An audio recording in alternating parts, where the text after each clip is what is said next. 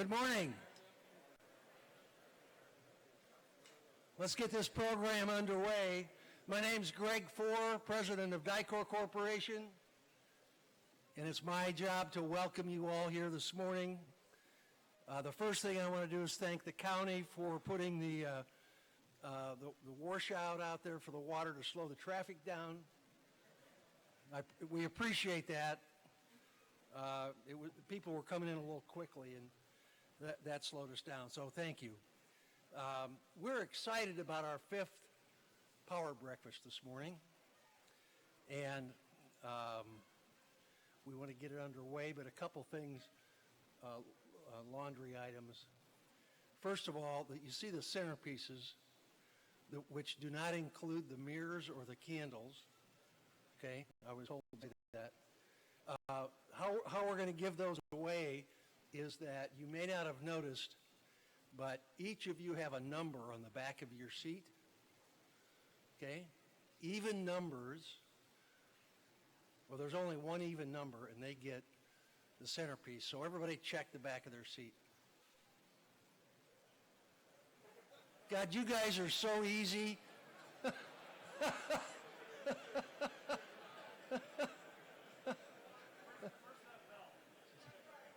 Wow. What a great crowd. Over a capacity crowd of over 850 people here this morning. And we're pleased that you have decided to join us in our lineup of presenters, which aims to update you on the industry, what's happening locally, and how our industry members and our consumers are reacting to the robust growth of our industry. As we've done in the past, one of our promises today is to move quickly. We realize the value of everyone's time, and keeping that promise is important to us, and that's what this is for. So while the pace is important, it's also vital that the event provides meaningful information that helps you make wise decisions that enhance the value of our industry to our local community as well as dealers and consumers nationwide. And we think our lineup today does exactly that. The first half of the Power Breakfast includes greetings from two area dignitaries who provide meaningful roles in our community, followed by comments on the state of the industry and RVIA from President Frank Ugelmeyer, and of course, our featured guest, first-term Indiana Governor Eric Holcomb. After the break, we'll hear from Congresswoman Jackie Walorski, Congressman Jim Banks, and Senator Joe Donnelly providing insight on what's happening at the national level and how that relates to the RV industry. We'll also hear about updated consumer survey results from KOA Campgrounds and our featured panel answering discerning questions about today and tomorrow in our industry. All in all, I think we have some really good stuff. Each year, we rely on sponsors to help underwrite this event. There's no need to stand, and please hold your applause until I'm done, but I'd like to name those sponsoring companies. The RXL Companies, Cummins Onan Corporation, the Dometic Corporation, Forest River, Jayco, KOA Campgrounds, RVIA, Spartan Motors, Thor Industries, and Wells Fargo. Let's have a round of applause, please.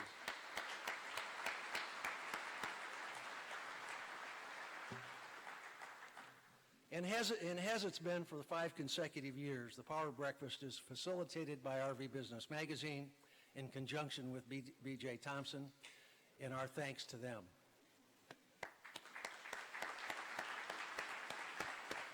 And let's add a thanks to Beverly Gardner and Sherm Goldenberg and all the staff of RV Business, as well as BJ, for their hard work in making this event work.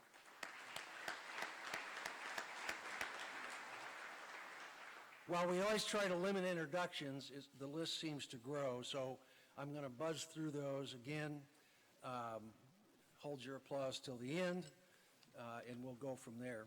We do have a diverse audience from many different sectors of our community, our economy, our government, and our industry that should not go unnoticed. So I can't name everybody that's important. It is important that we acknowledge the fact that we have attendees from higher education from IUSB and Ivy Tech. We have elected officials from local governments, including the county and most towns and cities in the community. We have representatives from area chambers of commerce and key industry trade associations, including RVIA, RVDA, RVDA of Canada, as well as state-level organizations from Indiana and Michigan. I apologize if I missed an important group, but everybody here is important. But there are a few individuals we'll recognize separately. And again, please hold your applause. David Baer from the Indiana Economic Development Corporation. Please stand when I say your name, but no applause. David, are you here? Indiana State Representative Wes Culver. Wes over here. Indiana State Senator Blake Dorio. Elkhart Mayor Tim Neese. Goshen Mayor Jeremy Stutzman. Paul Legeman, the District Director for Congressman Jim Banks. Joe Zakis, Indiana State Senator. Indiana State Representative Doug Miller. Indiana State Representative Bob Cherry. Deb Johannes, a Director for Senator Todd Young. RVDA President Phil Ingracia. RVDA Chairman Darrell Friesen. Is Darrell with us? There he is. Indiana State Representative David Ober. Back here. President of the Elkhart City Council, Brian Dickerson. Brian's back here. Haj Patel, State Director for Senator Donnelly. Scott Krennick, Chairman of the RV Rental Association. And last, I want to give a recognition, special recognition. James Brown is the Director of the Indiana Department of Veteran Affairs. And in concert with the IMHA and RVC, they are working to get military veterans in a position to hopefully expand our labor force. And we appreciate all that they do for our veterans. And thank you very much. The growth of our industry touches many people every day.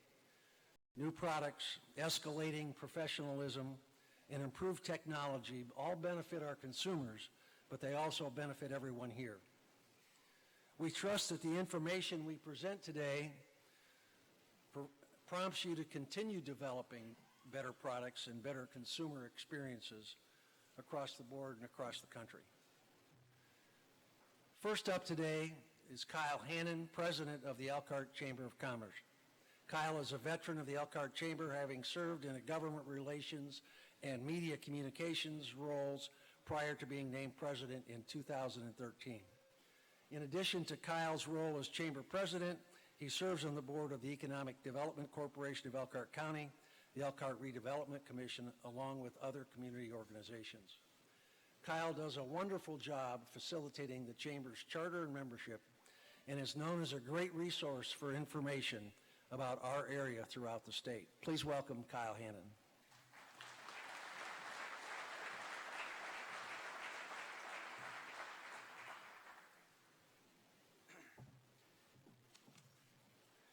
Do you need the bell? The key is always to see how close I can come to the bell without invoking it. So we'll see how I do. Anyway, again, I'm Kyle Hannon. Welcome to this community. It's a great community with a great economy, and I'm so glad you're here and visiting. As you gather here each year, I hope you've noticed that each year the community is improving and it's growing. And please do take some time if you're visiting from out of the area to check out what's going on in the area. Also, if you live here and you think you know everything that's going on, take a minute, look around, see the things that have changed. This is a vibrant community, a lot is going on. Our economy makes a multitude of products used by consumers all over the world, but our number one industry is the RV industry. 25% of our talented workforce are making RVs. Another 10% are making working for suppliers. So if you haven't heard it enough, thank you. Thank you for what you do for this community. It's very, very important. We do greatly appreciate it. You're providing jobs for the people who live here, work here, and visit here. And some people say, and this conversation comes up a lot, that we're too concentrated, we're over-concentrated in the RV industry. We have too much in the RV industry. All right, don't go anywhere. Don't leave. We like you. We appreciate you. If you're just visiting the area, consider moving here. If we're over-concentrated in this, it's just that the rest of our industries haven't yet grown as quickly as you have. So again, stay put. Don't leave. So we're pleased to have you. And again, you're providing a lot of jobs for people. So let me say it one more time. Thank you for all you do for this community. Now, I've been in the chamber business for a long time, so it seemed like it was just a few years ago that the economy was not doing so well. In preparation for this, I was looking through some past presentations I had given. Back in 2010, I was preparing presentations for groups where I was talking about the bad economy, the loss of jobs, the bad press we were getting, the high unemployment rate at 20%. So what happened is the reporters would call all of you who were busy trying to keep your doors open, so you would all say no comment, so they say, well, let's call the chamber and see what they have to say.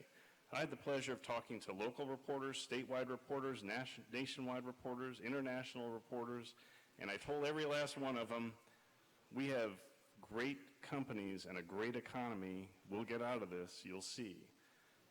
And I was right. It's nice when you can say things like that. So we then in 2012 led the nation in job creation. In fact, we did it 3 years in a row. And a lot of that is due to the turnaround in your industry and the hard work you were doing. So now, that was the problem now. Now we have another problem. The problem is the shortage of workforce. I like the problems today better than the problems before, but it's still a problem. So how do we get through this? How are we getting through it? Because the reporters are starting to call again. So I have the benefit of talking about what we're able to do, trying to attract people to the community, trying to attract talent to the community. I can also talk about what the industry is doing to start improving the work culture, the workplace culture, to make the workplaces more attractive to work there. Building an RV is, and always will be, hard work, but it's exciting to see what some of you are doing, trying to, you can only do so much with wages. You can only do so much with wages. You can only do so much getting workers from other industries. We had a Burger King that was unable to open for a lunch. We had the local brew pub is having trouble getting workers, which takes a longer time for me to get a beer and a pizza, and I take that personally. But you're starting to do some other things, because again, you can only do so much with wages. So you're starting to look at culture, and I can report to the reporters that you're getting your workers involved in the community better.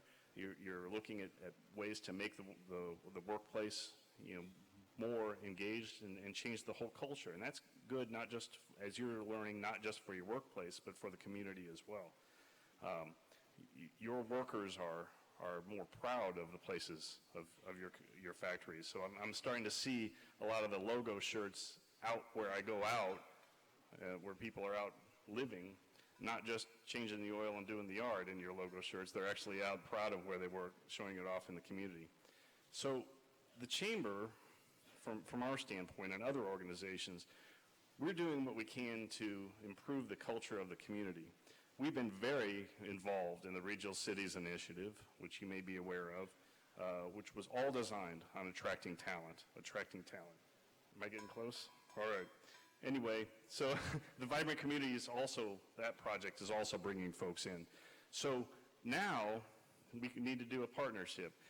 If you continue to build the places where people want to work, we will continue to try to build the community where people want to live, and we'll be the force that can't be stopped. We'll bring them all in. Again, I want to thank you all for what's going on in the community, what you bring to this community. Have a great rest of the day, and enjoy Elkhart.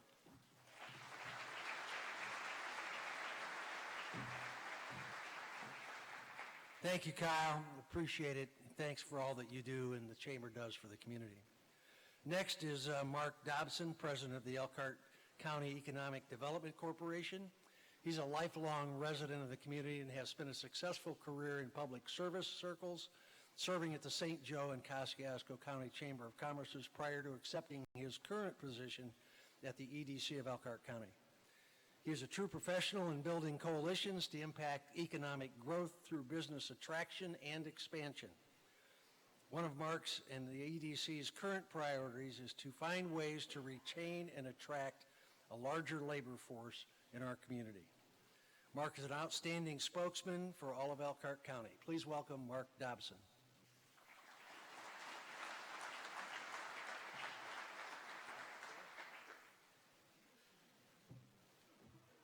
Thank you, Greg. I appreciate the kind words, and thank you. It's an honor to have this opportunity to speak in front of this crowd. This is quite an impressive gathering. I've had a lot of opportunities in my life to speak in front of crowds, and I dare say I have never seen a room filled with as much horsepower as in this room today. And we sincerely appreciate you being here, and I'm honored that I was asked to speak a little bit. I want to echo what Kyle said. You would have thought he and I sat together and wrote our speeches and figured out how we could tag team together. But thanks is not enough, and we sincerely appreciate what you all have done for this community. We all know where we were 10 years ago, and I don't know of another industry that could recover so rapidly. It's just 10 years. It's not even 10 years yet. We all know what happened in 2008. And I don't know of an industry that has recovered to this kind of explosive growth in the nation. Just to the west of us, Studebaker closed in '62, and I think they're still waiting for them to reopen. You all have done amazing things to recover this economy. And so now it's time for our community to echo that thanks. And it's time to take the words of appreciation that you hear and turn it into action. We need to be helping. We need to be doing more to make sure that this vibrant, vital industry continues to grow in Elkhart County and this region. It is the economic driver that recovered this region. We need to acknowledge that, and we need to figure out how we help you all continue to do the great things you do.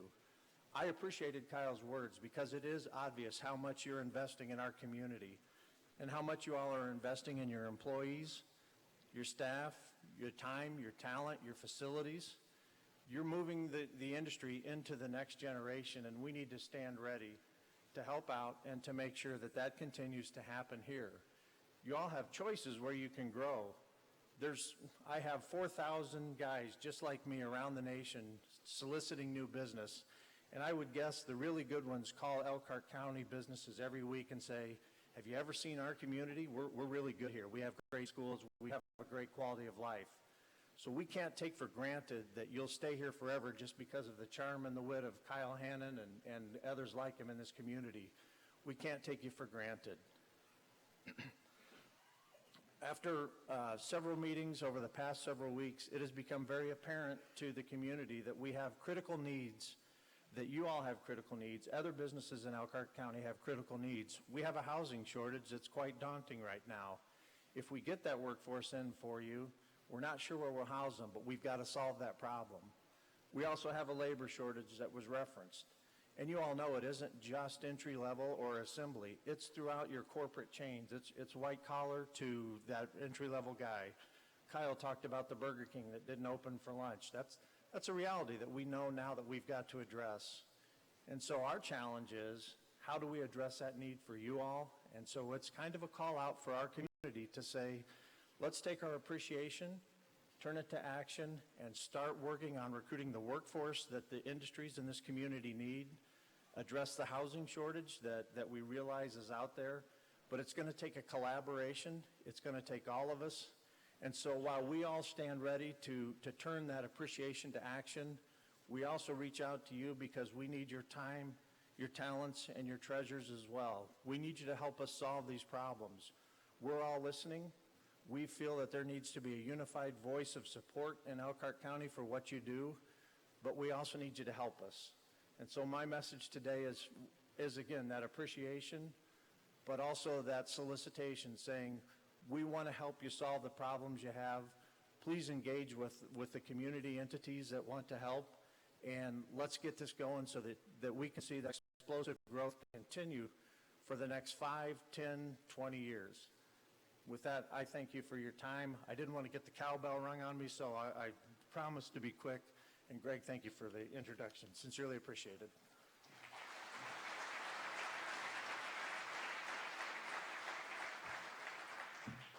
Thank you, Mark, and thank you for your efforts and the EDC's efforts on all of our behalves.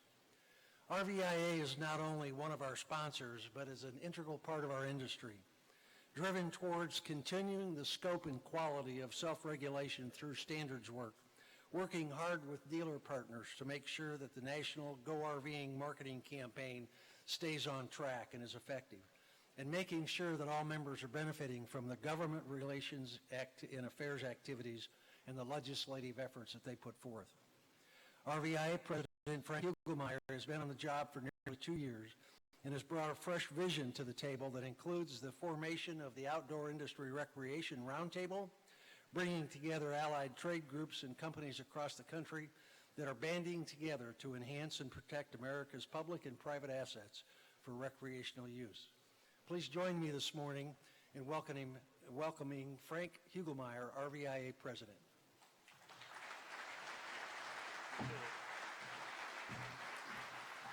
Thank you, everyone. Governor, welcome. Thank you. Representative Worlarski, thank you for being here. Representative Banks, I don't know where you are. Thank you for being here. And Greg and BJ, Sherm, Bev, everyone who's put this on, Mr. Chairman, Bob Parrish, terrific group that has been assembled today, and what a great breakfast and honor to the industry. What an exciting time to be in the industry.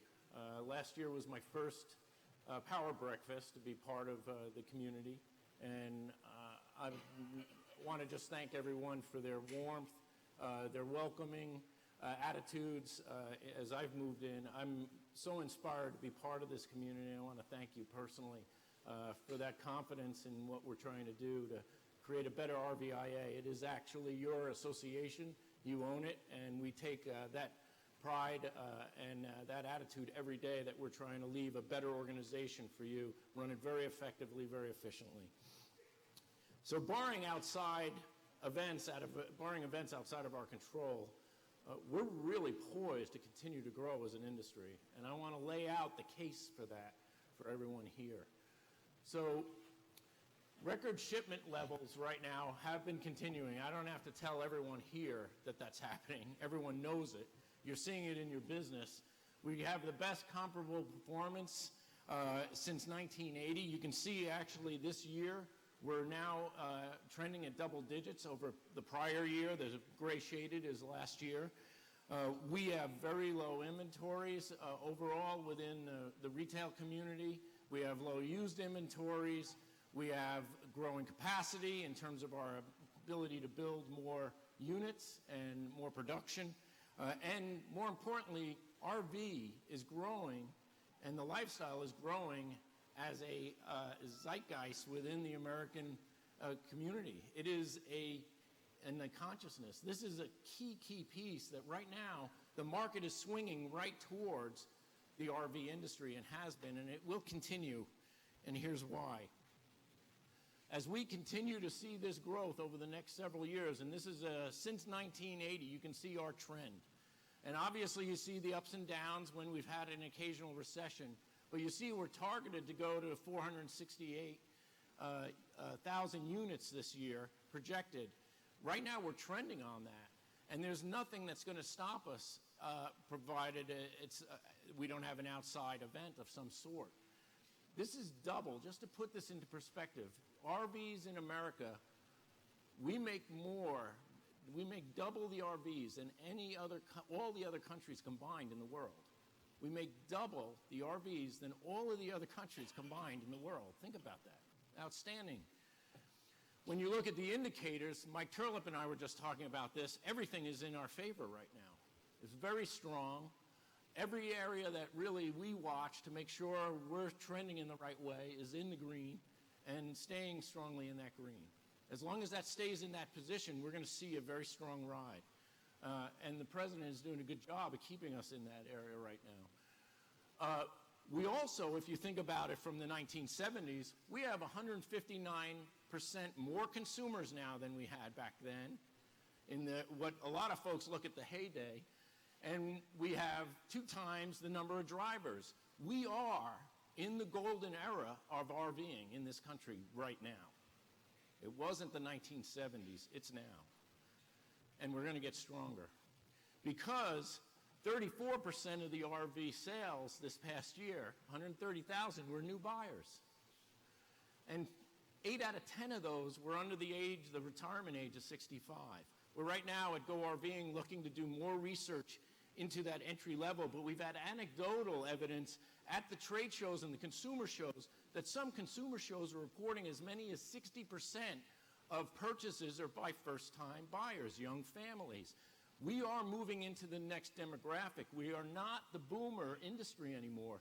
We still have that market to continue to grow, but we have shifted now completely into a new demographic. And that demographic is going to continue because all of the evidence is there. We also recently, last year, in Go RVing, did a study to see where was the greatest potential of new buyers.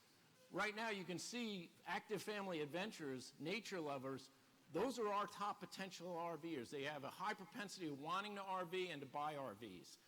If you look, that's 40% of the entire U.S. population that aligns with the RV lifestyle. 129 million are in these 2 categories in terms of consumer potential. Think about the size of our potential market, and we're just selling 500,000, just under 500,000 a year. Our market is much bigger. We go down 38% to 49 million potential first-time buyers. They've investigated buying an RV. Now the question is, how do we close? And 16.6 potential are interested in new RVs. Right now, we're just tapping into that 0.6%. We still have another 16 million to attract. That shows how strong our market potential is. Put it into one more mindset. Our market share is largely Caucasian. We have not driven a strong market share in Asian, in African American, and in a Latino market yet. All of that are open lanes. So we're in the business of gaining market share right now, and all of the indicators are for an industry and a consumer that wants, industry that offers convenience, access, mobility. We match up with what the consumer's looking for, which is convenience, access, mobility. It's coming right at us, and we're right in the sweet spot. One of the other pieces, obviously, that's helped drive a lot of this growth and how we're going to capture this market share is by working together on Go RVing. We've become so much stronger together as an industry, obviously working with our good friends at RVDA. We just had a Go RVing board meeting yesterday and talked a lot about how we're going to drive towards these goals. And I can tell you right now, we've done such a great job. Go RVing is really the envy of other recreation industries. That the Go RVing community, the RV community came together and formed Go RVing is an incredible, incredible accomplishment that others envy greatly. It's one of our greatest assets. Let's look at what's happened over the past 20 years.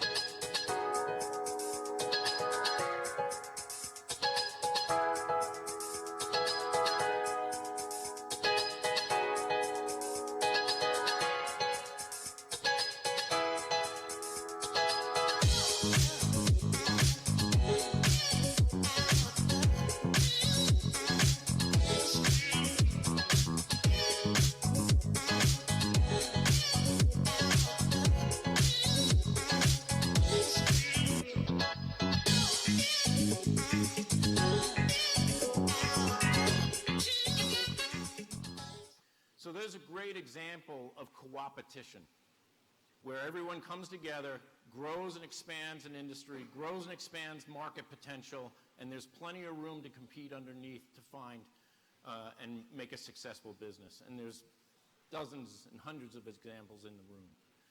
How do we continue to do that? Because there's more areas that we could come together, collaborate, and I want to go over a few of those with you very quickly.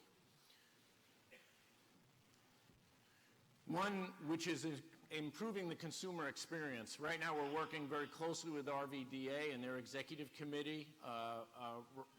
Bill Rogers at Keystone, as well as Gary Enyart, have been leading an initiative to figure out how we can improve the customer repair cycle time.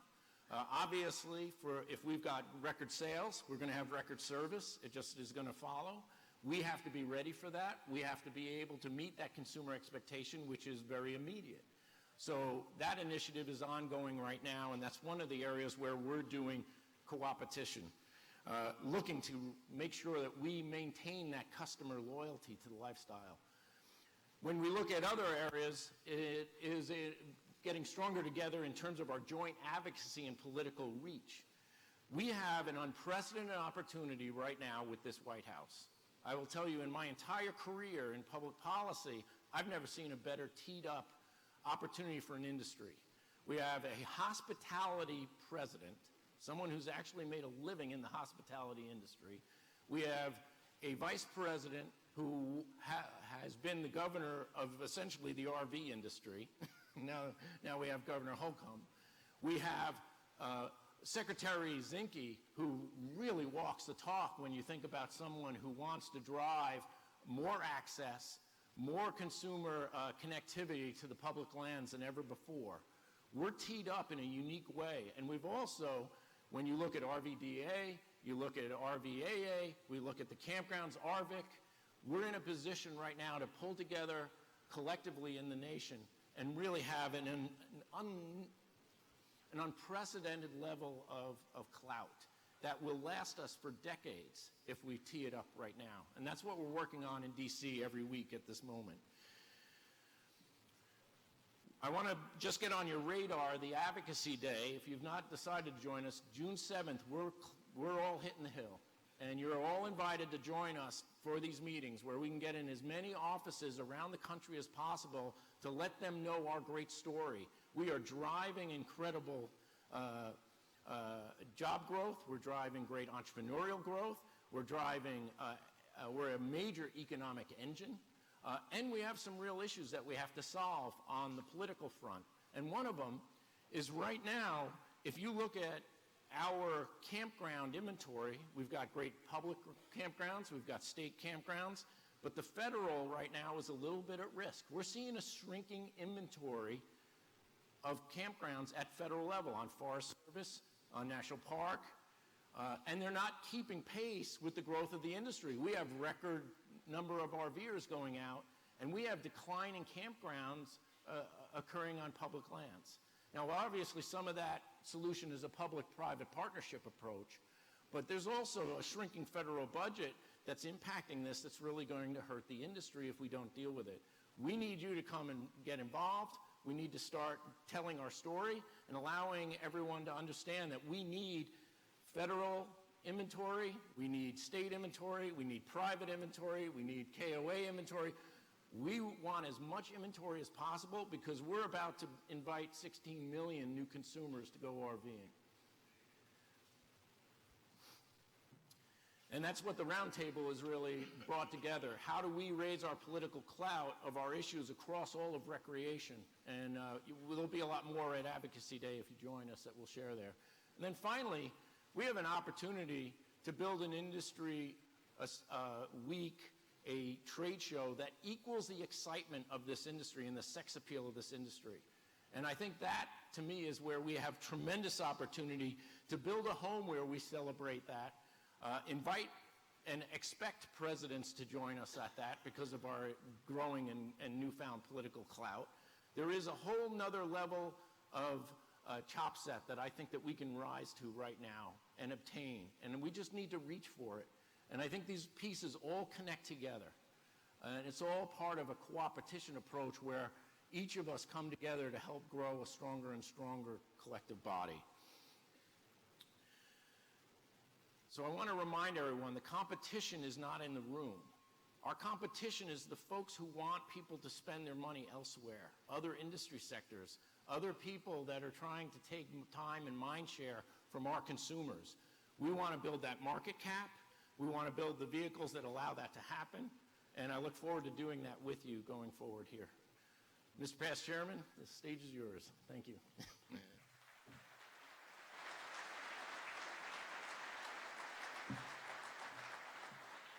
Frank, thank you for that. I think it was very interesting to learn the things that we're moving forward on, and the population growth is just amazing to me. I hadn't thought about that.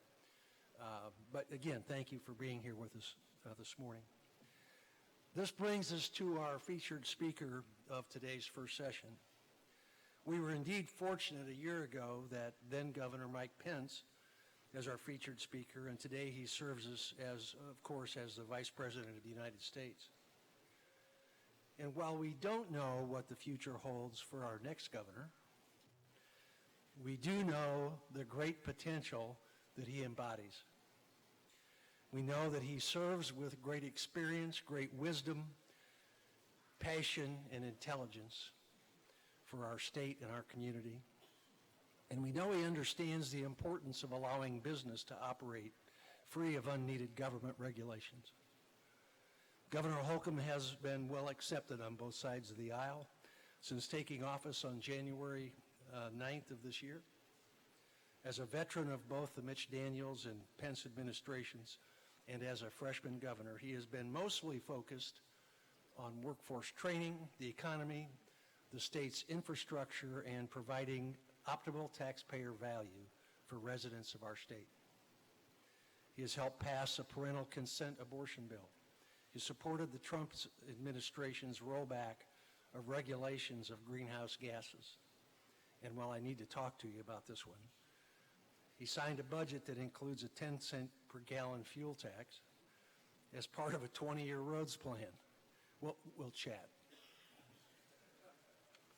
Ladies and gentlemen, I doubt you'll find a better industry friend in our government. Please welcome Indiana Governor Eric Holcomb.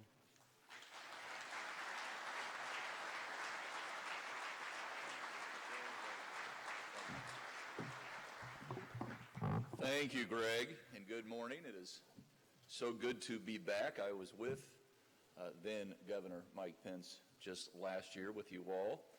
It's good to be back with an industry that's as, dare I say, as closely related to our state's identity as basketball. I was thinking about this earlier this week, talking to my wife about coming up here, and I think you can honestly say I kind of got my start in an RV, visiting all 92 counties at one point with a guy you may remember named Mitch, who was running for governor himself 14 years ago. And that vehicle, it was a Daybreak, if you recall, was temporarily loaned to the RV Hall of Fame back in 2012 with thousands of signatures still decorating the outside. That was the second time we filled that RV with signatures, and I remember those two campaigns vividly. In fact, it actually got to the point, many of you were out there on the road at different times, it got to the point where people wanted to make sure they got their signature on that RV even before they wanted to meet Mitch, or let alone me. But when I stop and reflect and think about that whole experience, that RV to me and to many others really became somewhat of a symbol of Indiana's future.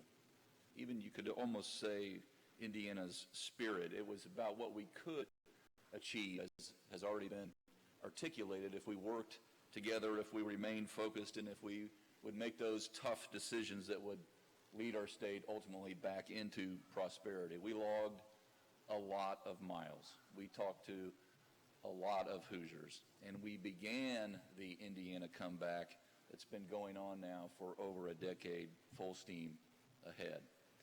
Today in my office at the State House, if you visit, you'll see a picture on my desk that is of that very RV. It's a picture of Mitch and of two campaign staffers, Adam and Ben, lifelong friends, sitting on a couch inside that RV, looking at a map and kind of retracing steps and miles that we took over that period of time. And never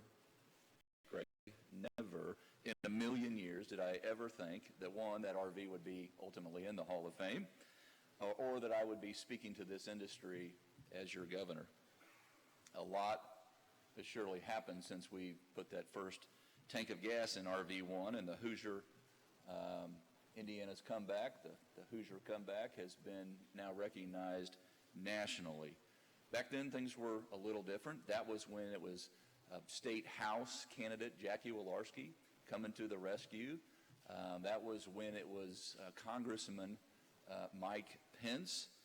That was when it was State Representative Tim Neese. That was when it was a recent college graduate, Jim Banks, who I remember almost grabbed Mitch by the lapels and boldly said, look, we want to stay in Indiana, but we have to do some things differently. And that RV rolled into Whitley County. How times have changed and what a difference a decade can make.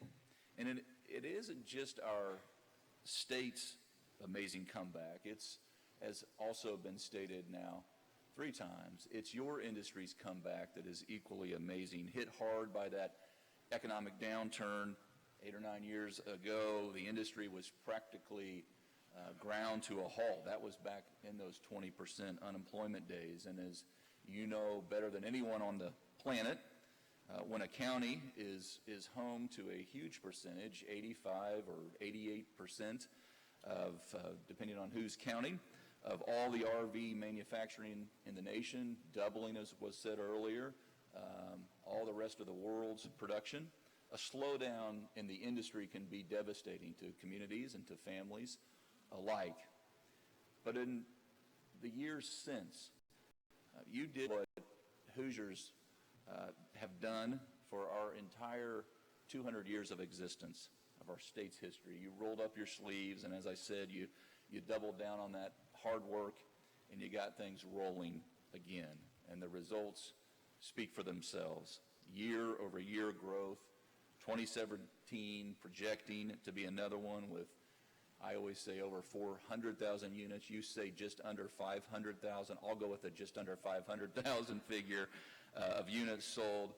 It's not just the RV companies, obviously themselves, that have come back. Your industry is rising, is that rising tide that's lifting all ships, the supply chains and ancillary industries that your wages support. You continue to be a key contributor, really an engine to the overall success of our entire state's economy, and yours is a great Hoosier comeback story itself. You know, they make movies about these kind of things, especially here in Indiana, and I like to brag about it wherever I go, especially when I'm with my cohorts, other governors around the country. Because if there's 2 things that we Hoosiers love, and it is May, it's racing, and it's winning. And because of you all, we're doing a lot of both right now. And that's why we occupy this pole position when it comes to the race for economic success. Our state's unemployment rate is at 3.9%, the lowest it's been in over 15 years, 2001. In this neck of the woods, it's hovering around 2.8%, so a full percent lower than the state's average. There's more people working in Indiana's private sector than ever before in our 200-year history.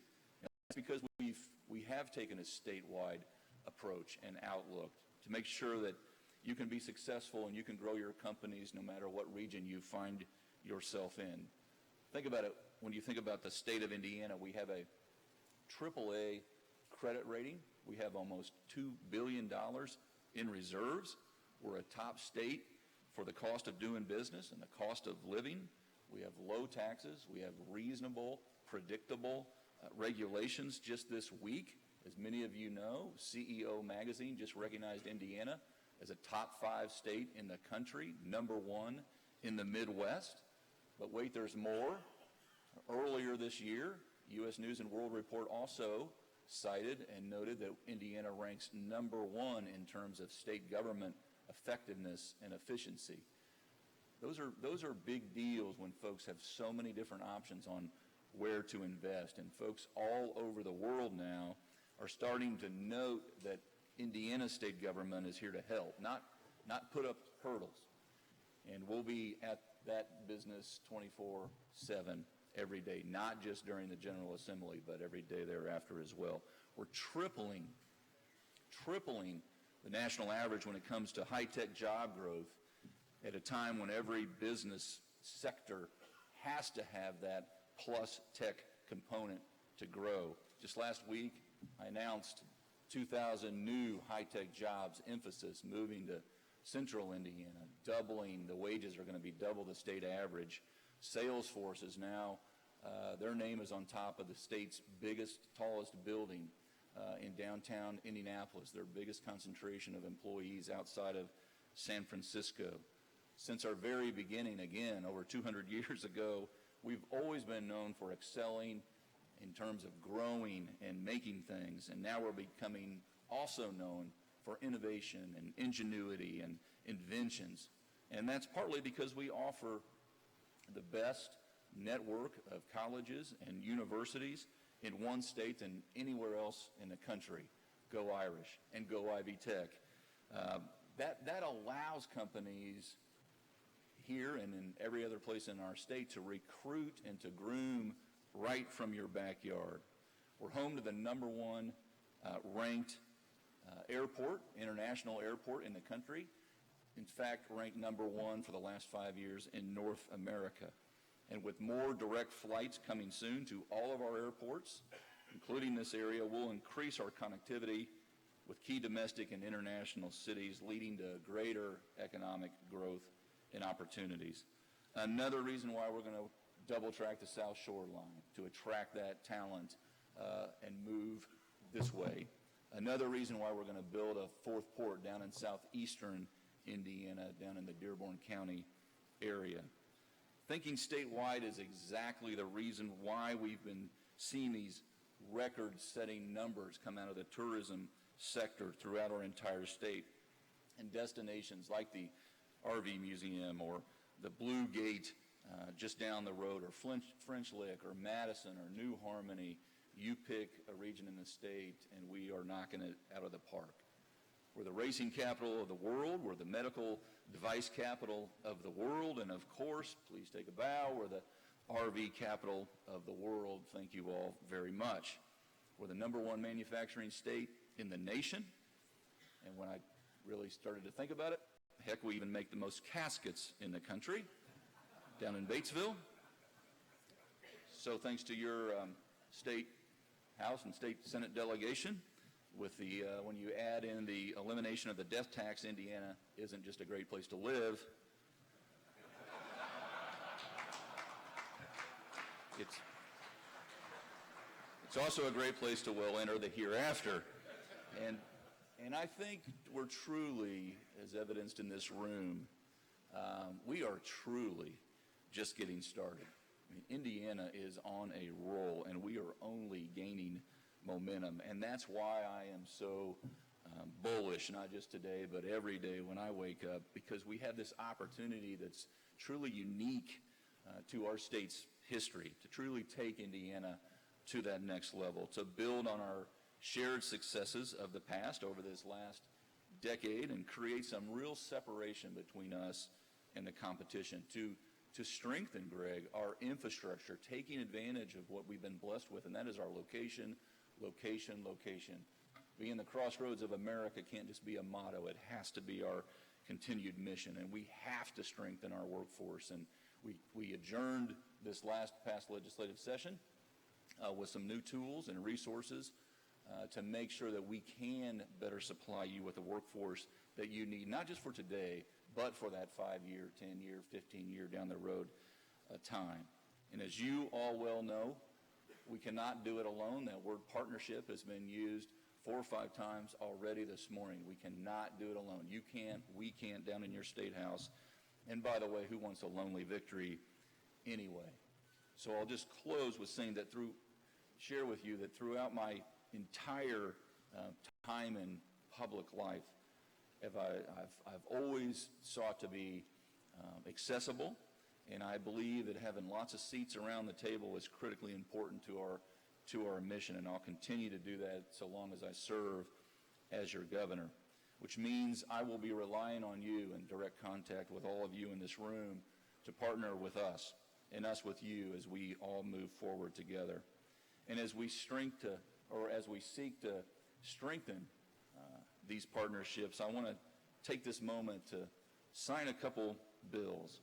One that I know that will help the RV industry, and one that will help the manufactured home industry, both of which are so pivotal to this region and to the state at large. This morning I'll sign HEA 1119, which provides that a manufactured home dealer must be licensed as a dealer with the Secretary of State.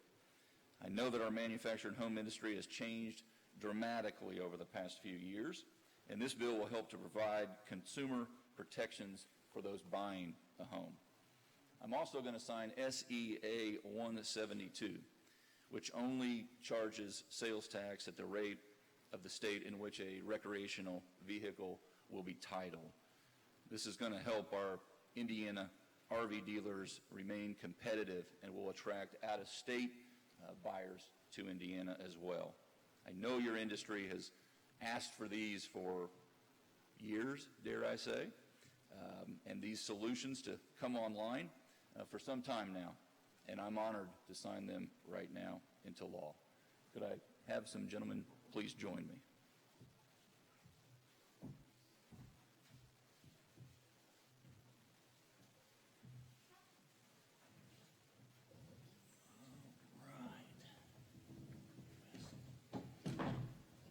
First, we'll do 172, the sales tax on recreational vehicles and cargo trailers.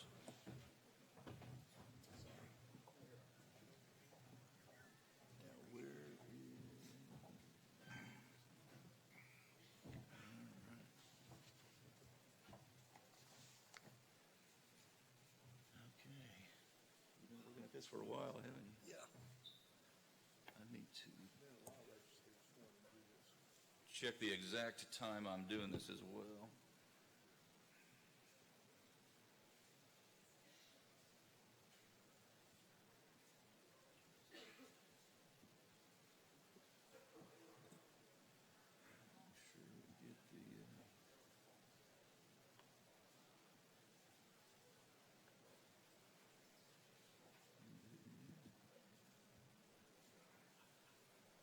That goes to you, sir. That goes to you, sir. Thank you. Congratulations. Congratulations. We'll get a picture here. All right. All right. One down, one to go.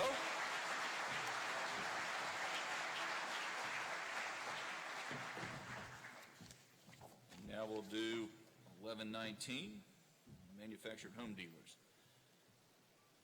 Checking the time.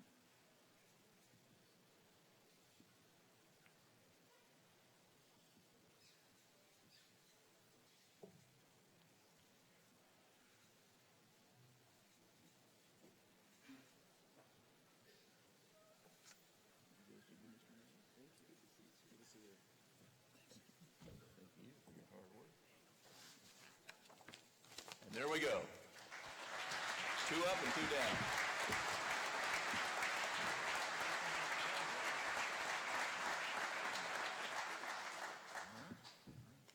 Turn to the podium.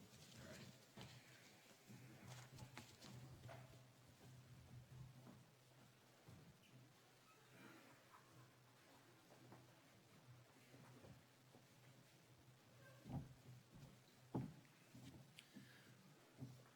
Well, there are great things ahead for our state, and to think it began for me over a decade ago in an RV. So thanks for having me again this morning, and I will see you out on that open road. Thank you all.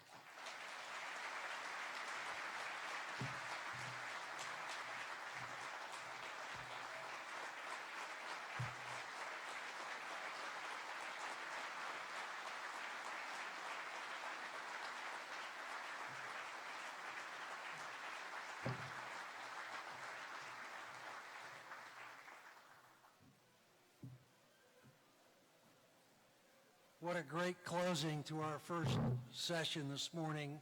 I can't thank the governor enough for being here, for his leadership, and for promoting very vividly the Indiana state brand, both within and outside of our state. Thank you, Governor Holcomb. We're now going to take a 15-minute break.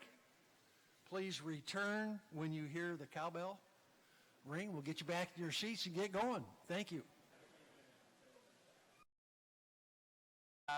To start off in a government section of our presentations this morning, to start that off and lead us through that, I'd like to welcome B.J. Thompson to the stage. B.J.?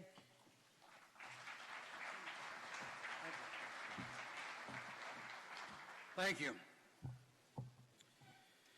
Indiana 2nd District Congressional Representative Jackie Walorski is a South Bend native who graduated from Taylor University and served in the Indiana House of Representatives before succeeding Joe Donnelly in 2013 in her current congressional seat.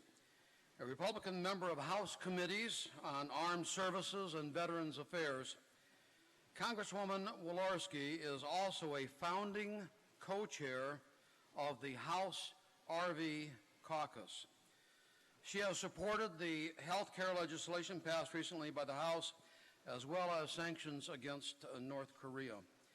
Please welcome Congresswoman Jackie Walorski.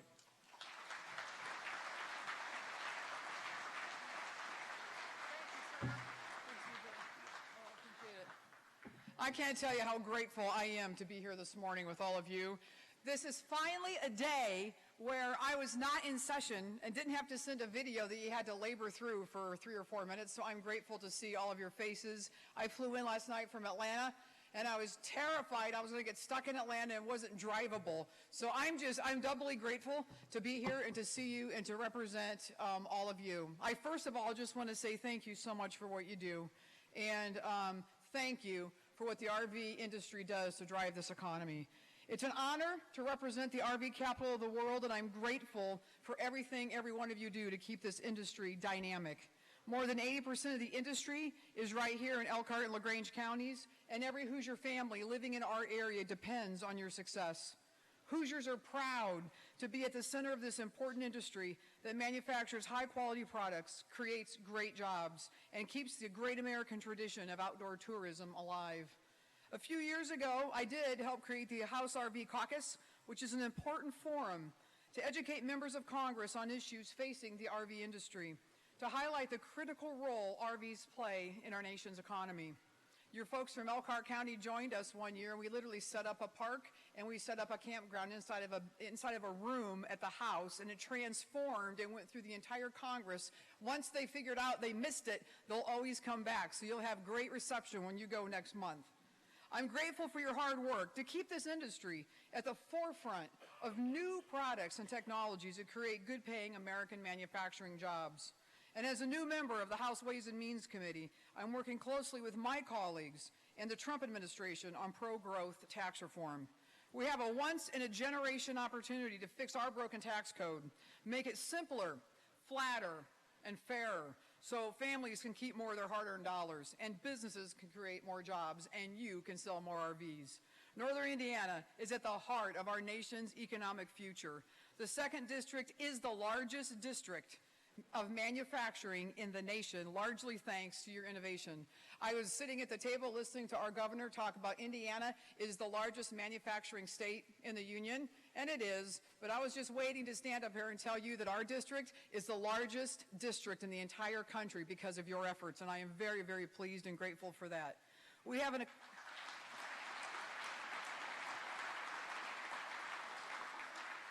I will tell you this, House Speaker Paul Ryan is a very competitive guy, and I was with him at an event, and I was standing up and I was talking about manufacturing and that we have the largest congressional district in the nation, and he stood up and he says to me, he said, no, you guys are Monday, Wednesday, Friday, but he said in Wisconsin we're Tuesday, Thursday. But after I saw those stats, I'm going to take that little sheet of stats back to him and tell him we reign in manufacturing out of Elkhart County, so thank you. We have an economy with an enormous potential because of innovation and entrepreneurship and a base of manufacturing, agriculture, and small business. If we take this once-in-a-generation opportunity to pass tax reform, we'll see economic growth like we haven't seen it in decades. More and more businesses creating good-paying jobs. We're committed, as the Republican House, to get this done for the American people. We're working right now with the White House to turn our blueprint and their ideas into legislation that we can send to the President's desk and he'll sign. Our tax reform plan rests on 3 pillars: growth, simplicity, and service. We need a tax code built for growth, growing our economy, growing local business for Hoosier families' paychecks. We need taxes to be simpler, so most individuals and families will be able to file their individual taxes on a 4x6 postcard. We need to put taxpayers first by overhauling the IRS, making sure it's about customer service. Passing tax reform is the single most important thing we can do to help you and to help our fellow Hoosiers, and to restore America's economy to its full potential and help our businesses create those jobs. We can jumpstart our nation's economy and our economic engines and drive more innovation, more production, more growth, and more workers. This effort goes hand in hand with rolling back burdensome regulations that have been tying the hands of many of you. Congress and the administration are undoing the most damaging regulations right now and putting in place real reforms to rein in federal bureaucrats. Since the start of this year, since the start of January, the House has passed 15 Congressional Review Act resolutions to overturn regulations from the previous administration that they set at the last minute. President Trump has signed 13 of these CRAs into law. With these resolutions of disapproval, we have taken unprecedented action to rein in federal bureaucracy that's run amok. I look forward to continue to work for all of you to unlock our economy's full potential. It's such a privilege to stand before you today and tell you how proud and grateful I am to really be a fighter at that top line for manufacturing. We worked really hard to get on this Ways and Means Committee because I knew that tax reform was coming, and I knew how badly we needed a Hoosier at the table to fight for common sense regulations and to put pro-growth measures first and to rebalance what's happening in this country. So I am absolutely thrilled. I can't wait to see you that are coming out in June. I absolutely always have an open door. I hope we do the campfire again and the campground inside the house. It's awesome. And let me just tell you this. I can't tell you what it's like to stand here this morning in front of all of you and to see the partnerships that are aligned right now, fighting for you. A governor that just signed 2 bills that's a pro-growth governor doing a phenomenal job. A legislature that just came out of one of the best legislative sessions we've ever seen. And a Congress, a Senate, and a president there to fight and do your bidding.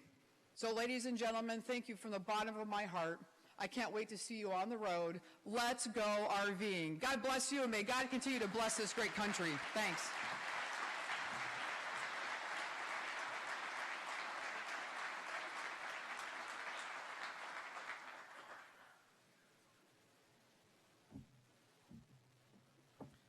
As Frank Hugelmeyer mentioned, we have several friends that are like in many places that can help us out, and Congresswoman Walorski is chief among them. So we appreciate her and appreciate her comments.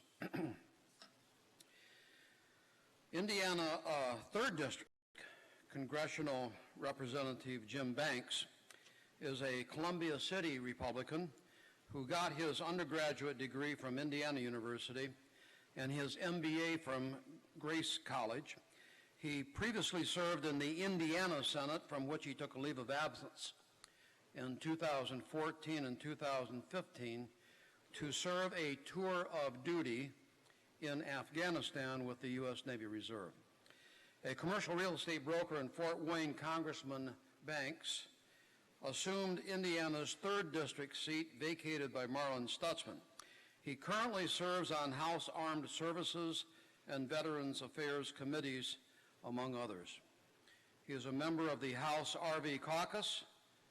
Please welcome Congressman Jim Banks.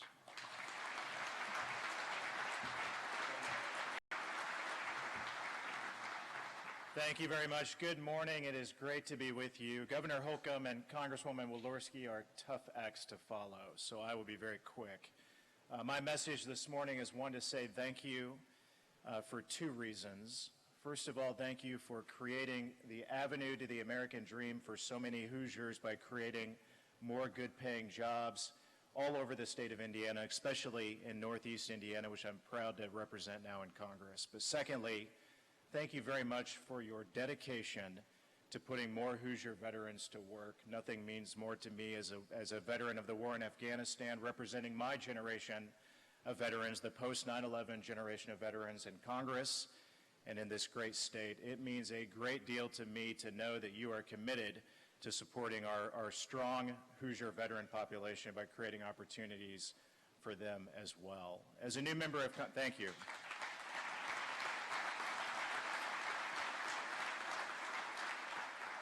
As a new member of Congress, I admit I've chosen a very interesting time to go off to Washington, D.C. and leave Columbia City on a weekly basis. Donald Trump makes sure that every day is as interesting as it can possibly be. But I am so proud to serve and to serve my country in this new way in the halls of Congress and represent you. These days, though, we have so much to be thankful, optimistic, and hopeful about. Whether it's, as Congresswoman Walorski said, the most significant tax reform perhaps ever in the history of this country that is on the horizon, in the efforts between the President and Republicans in the House of Representatives to reduce corporate tax rates in this country, which are the highest in the world, to something that is more competitive on the global scale. Both the House Republican plan that Jackie just talked about and the President's plan would seek to lower corporate tax rates in this country to 15%. And I contend to you today that if we do that, we will see economic growth in this country boom at levels that I have never seen in my lifetime. I'm excited about that and being a part of that. Whether it's creating the opportunity and avenue for more Americans to receive affordable access to health insurance in this country, which is what we're seeking to do these days, which is on, you've seen in the news last week before Jackie and I left Washington, passing the American Health Care Act, which would repeal and replace Obamacare and seek to create more affordable access to health insurance, whether it's tax reform or whether it's the greatest priority that we've set out in the first 4 months in Congress to reduce the regulatory burden on almost every industry and business in America by rolling back significant regulations that were brought about over the past 8 years of the last administration. There is great reason for hope and optimism in this country, and I'm so proud to play a small role in that as a freshman member of Congress these days in Washington. So thank you for having me be a part of this significant event this morning. I hope you'll have me back next year, and I'm looking forward in future years to coming back and reporting about the substantial growth that you've created in this part of the state and throughout our state, creating more opportunities for more Hoosiers along the way. So thank you very much. Have a great day.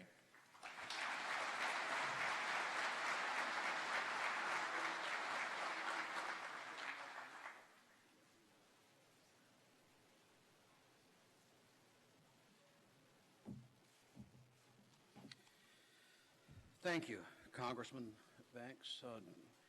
We're grateful to have another friend for the industry.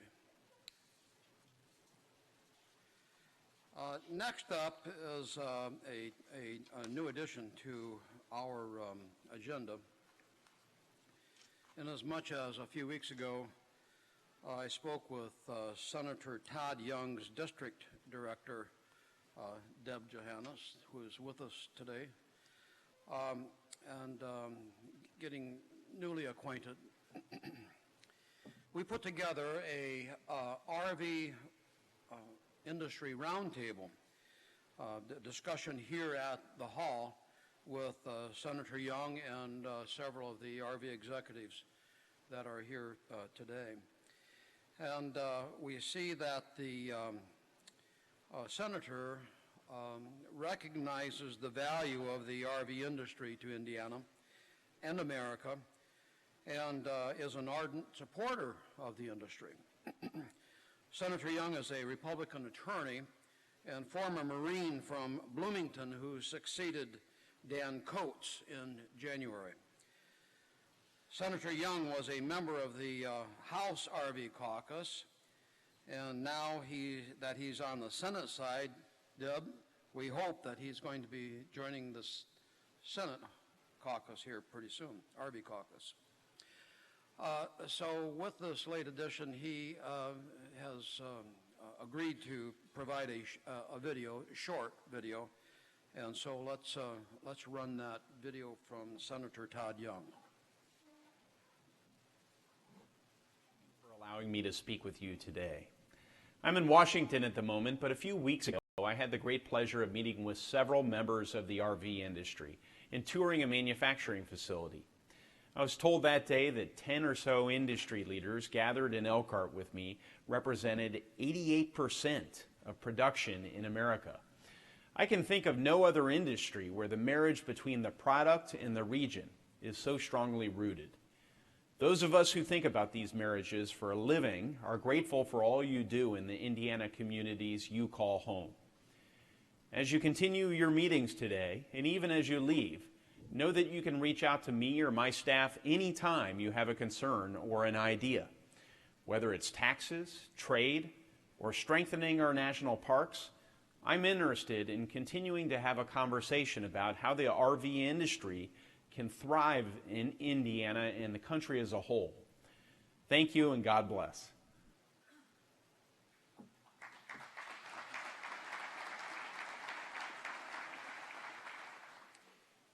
Thank you for the minute and 5 seconds. If you have any need to contact Senator Young's office, Deb is here, so feel free to chat with her after the meeting. And now we are going to, do we have the connection? Good, thank you. We've been working on this for those of you who have been here in our previous meetings, Power Breakfast, you know that we try to do this teleconference with DC live because the Senate is typically in session, and it is again today. So our video conference connection with Senator Donnelly is, we've been working on that, testing yesterday and again this morning. It appears we've been successful. Senator Joe Donnelly is a unique individual in politically perhaps divisive times like these in Washington, D.C. He's a three-time congressman who assumed his Senate seat in 2012. Joe is a red state Democrat who's displayed an impressive ability to amicably deal with both sides of the political aisle. He was recently recognized as the second most bipartisan senator and second most bipartisan Democrat in the Senate or House during the last session. A South Bend attorney and Senate RV caucus member, Senate RV caucus founding co-chair, we've again arranged for a remote hookup here today with the senator. We're going to try and touch bases on some industry-specific issues as well as a couple of general topics. So, Senator, I don't know if you can see the crowd, but we have over 850 fans here. I think they're fans of the RV industry. And we didn't get the sound. Do we have the sound on the senator?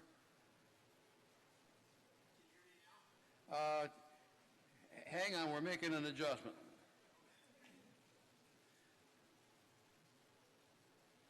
Couple technical adjustments here.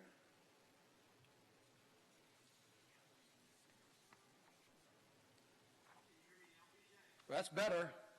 Yeah, say that again. We're getting closer.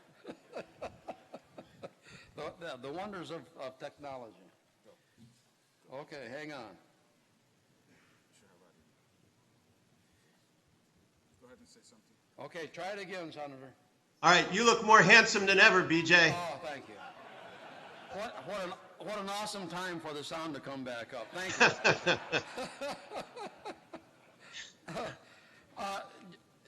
Joe, given the fact that we're all out here in the political boonies, we're relying on Fox News and CNN, Lord help us. Can you give us an inside glimpse of what appears to be I guess we might say a divisive climate in Washington, D.C.? I mean, are people, Democrats and Republicans, are they talking across the aisle? Are we getting any business done? Oh, sure, absolutely. And I want to thank everybody for having me there with you. I want to welcome everybody. I want to welcome our elected officials who are there. I know some of my colleagues from Congress are there. I want to thank you again, BJ, and all the audience. And just to tell you a little side story. So about a month or two ago, a young man came to my office with the Boys and Girls Club of Elkhart. And a really nice young man, smart young man. And he said, "Do you know my dad, Doug Getter?" And I said, "I do." And these kids really looked up to him. He's doing an amazing job. It was a real credit to our community, to this young man, to how hard he worked. And so after I talked to him, I said, "Hey, I have one more question for you." He said, "Sure." I said, "Do you play baseball with your dad?" He said, "I do." I said, "Are you a better baseball player than him?" He said, "Way better than my dad." But what you talk about, look, you hear in the news people screaming on one side or on the other, but the truth is, my colleagues there know, is we work on 80–90% of everything together as a team, that good legislation can pass very quickly.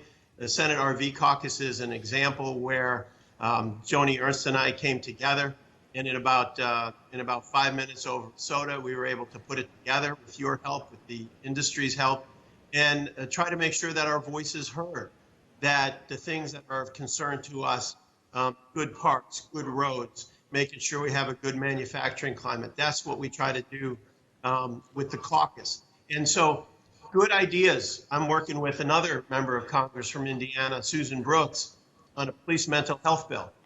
And so Todd Young and I are the sponsors here on the Senate side.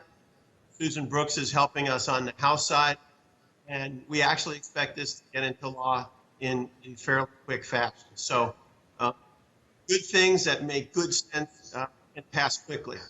And I just want to also, if I have time, congratulate everybody there. What an incredible year. Last month, the largest monthly shipment record ever.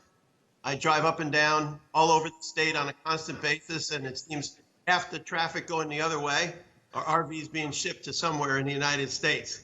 And every one that goes by, I look at and I go, God, that one would look nice in my driveway. Well, we have a couple of questions that we'd like to ask you, general interest, and then a couple that are specific to the RV industry. The first one being that the Senate confirmed Judge Gorsuch to the Supreme Court after what some referred to as a political brawl or grudge match. You were one of only a few Democrats that voted for his confirmation. What went into your decision is the question to vote for him, and secondly, do you think you might have to deal with any repercussions for voting your conscience? What went into my decision-making was the definition of the job, which is that this is part of our constitutional obligation. And so when Merrick Garland had been chosen by President Obama almost a year before the end of his term, I was very supportive of Merrick Garland as well.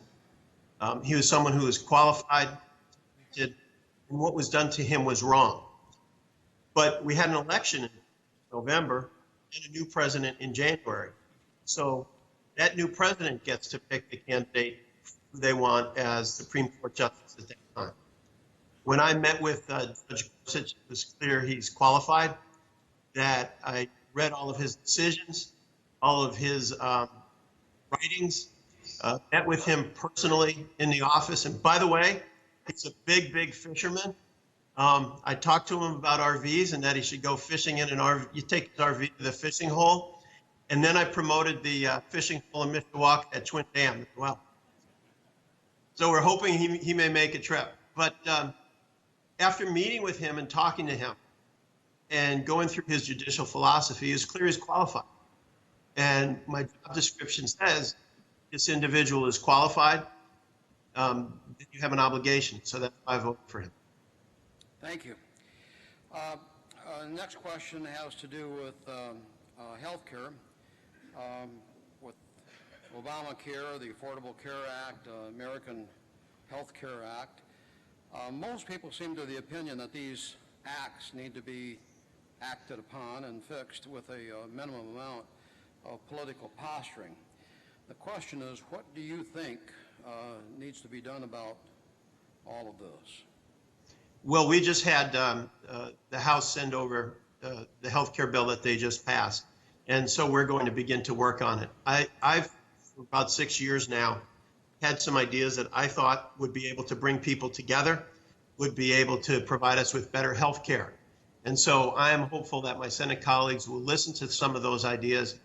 It's clear to me that we have to make sure that people with pre-existing conditions can get coverage at a very affordable rate, that people in HIP 2.0 in Indiana should be able to still get coverage, that for older Americans, that the costs be very reasonable. These are just a couple of the things that we're looking at. And so I'm very hopeful that as a body that the Senate can work together to try to improve the bill that was sent over and that we can have good, affordable health care. Thank you. On CBS earlier this week, Condoleezza Rice said North Korean leader Kim Jong-un, quote, is reckless and maybe even a little unhinged. Those are his good qualities. Thank you. Now, a country with nuclear ambitions, ballistic missiles, and a reckless, unhinged leader is not a good combination. What do you think? Well, I happen to be in a little bit of a position where I work on this on a constant basis. I'm on the Armed Services Committee, and my subcommittee actually has North Korea as one of the areas that we work on constantly because it deals with missile development and nuclear weapons. And so I was in Korea about a year ago to meet with the South Koreans, to work with the Chinese on this issue. And then the other committee, one of the other committees I serve on is banking, and I happen to be the lead person on the Democrat side in regards to terrorist financing and sanctions. And so those are the kind of things that we can continue to work on. Much of this goes through the Chinese, that they have a significant influence on the North Koreans. About 90% of trade from North Korea goes to China, and trade going into North Korea is about 90% from China as well. So we have, I actually clearly stated to the Chinese military when I met with them that, look, we're not going to stay around forever and just sit on our hands. There are steps, if they're taken, that'll result in extraordinary measures. And please pass on to the North Koreans that that we're strong, that we're resolved, and that we're gonna everything we can to stop them. The scariest part of that conversation, actually, BJ, was when the Chinese military leaders said to me, look, we were there 2 weeks ago, they're not listening to us anymore either. And so that's the biggest concern. But we have to stay strong, we have to stay resolute, and make it very, very clear that we mean what we say. Thank you. Now, something that's has the potential to impact the RV industry is the talk of a border adjustment tax that suggests cutting taxes on exported goods while adding taxes on imported goods. What can you tell us about this proposal and whether or not it has legs, in your opinion? Yeah, I think that's just one of many areas that's being discussed. And so, you know, we heard Senator Lindsey Graham here on the Senate side say he didn't know 10 senators who supported that. So therefore, what this tax reform bill will be is ideas from all over the country and ideas from back home. And so I'm a lot more focused on getting the ideas of the RV industry and other manufacturers as to what makes sense for us, as opposed to worrying about what I'm reading about in the paper. So I wouldn't be too focused on that or too worried on that, because a bill based on that doesn't have a significant chance in the Senate. That's good news for most people. You're aware, we presume, of the fledgling Outdoor Industry Recreation Roundtable that RVIA, RVDA, and MMA, the Marine folks, and a host of other allied trade groups and companies have formed to work for what we think are badly needed upgrades at the National Park Service and Forest Service facilities, among other things. Now, we heard confirmed earlier this morning, and we know that Interior Secretary Ryan Zinke has been receptive, at least initially, to the roundtable's preliminary recommendations. Question is, do you have any thoughts about this whole initiative? What do you think about that? I think it's great because what happens is like 1 + 1 + 1 isn't 3 on this. 1 + 1 + 1 comes out to be 7 or 8 because you're bringing everybody together. And so I'm real encouraged by it, and everybody wants to be part of these type of programs. Everybody wants to be part of these groups because they provide happiness and enjoyment to our families back home. I'll tell you a quick story on President Obama's last visit to Elkhart right before he finished up in office. We were in the car heading over to Elkhart, and the first thing I told him is I said, look, I want to give you the sales numbers so you know them before you speak to the group. He looked at me and goes, you think I'm the President of the United States and I don't know how many RVs were sold last year? And I said, nah, you probably do. And then as we were traveling along, I said to him, I said, look, I think the coolest thing you could do would be after the inauguration of the new president, that the 4 of you go down the steps of the Capitol, and instead of a helicopter sitting there, that you and your family climb on an RV and head to the national parks. And he looked at me and he said, I would love to do that. Secret Service won't let me, but if you park it there, I may break away. That's great. We've got to scoot along. I apologize. No. One last question. Question. Now, it's been noticed that when you come back home to Indiana on weekends, typically a time off, you are nevertheless relentlessly attending to duties of your office, typically with Hodge Patel in tow or leading the way. It seems like you're constantly busy on the weekends. You hardly ever take a break.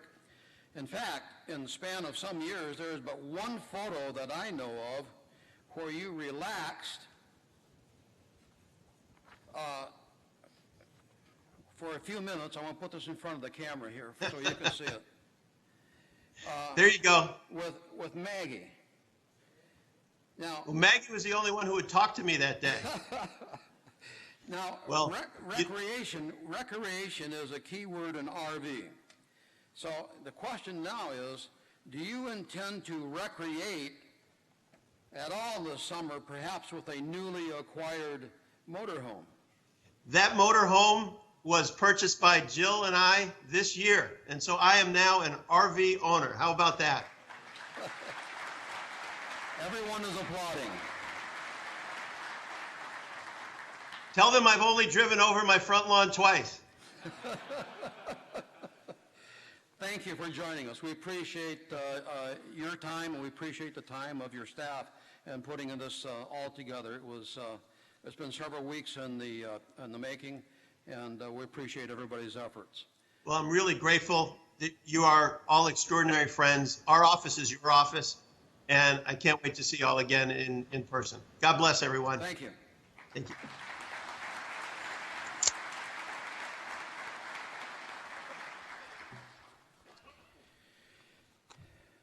Our next speaker, are you lobbed up? Okay. Our next speaker is a North Dakota native and newspaper veteran and is Vice President of Communications for Montana-based Campgrounds of America. Mike Gast is stepping in here today for Toby O'Rourke to present some very interesting new results from KOA's North American Camping Report.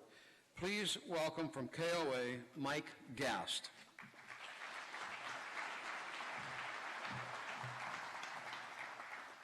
Hello, everybody. I guess I'm on. First off, I'm not Toby O'Rourke, and I apologize for that a lot, believe me. And Toby is actually in Australia this week, meeting with our cohorts over at Big Four, talking about what we can do worldwide to promote RVing and caravanning, as they reply to it over there. She said to be sure to send her regrets, and then she sent me. So it's not the first time I've been called a regret, believe me. I've also got Scott Barr here from Karn Consulting Group sitting at our table over here. Scott has been involved for the last 3 years in the production of the North American Camping Report. This is a very exciting year for us because now we've got 3 years worth of data on what campers want, what their behaviors are, and who they are. And we've been able to trend line out some things we want to share with you today. First off, there's about 100, as Frank told you earlier, and Frank did a great job of telling you what the potential is out there for people that are thinking about buying an RV. What I'm going to tell you today is where these campers are, people that identify themselves as campers. We've got about 130 million households in the United States, and that means we've got about 61% of the households of that 130 million that identify themselves as campers. So 61% of the U.S. households are camping. That's 75 million households out there that self-identify themselves as campers. This isn't just KOA, this is campers in general across North America. And 30% of those campers say that they camp annually, every year. Now, the really exciting part is 16% of these campers are new to camping. They just started in the last couple of years.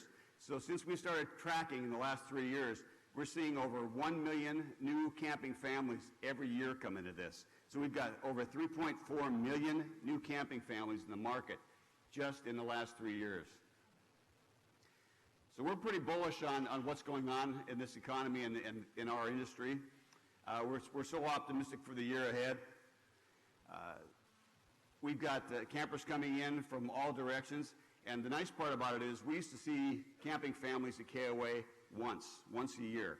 Now we're seeing a big influx. We've almost seen a 36% increase in those families that say they're camping 3 times a year since 2014. So 36% up. Over a third of the campers say that they're now camping much more than once a year.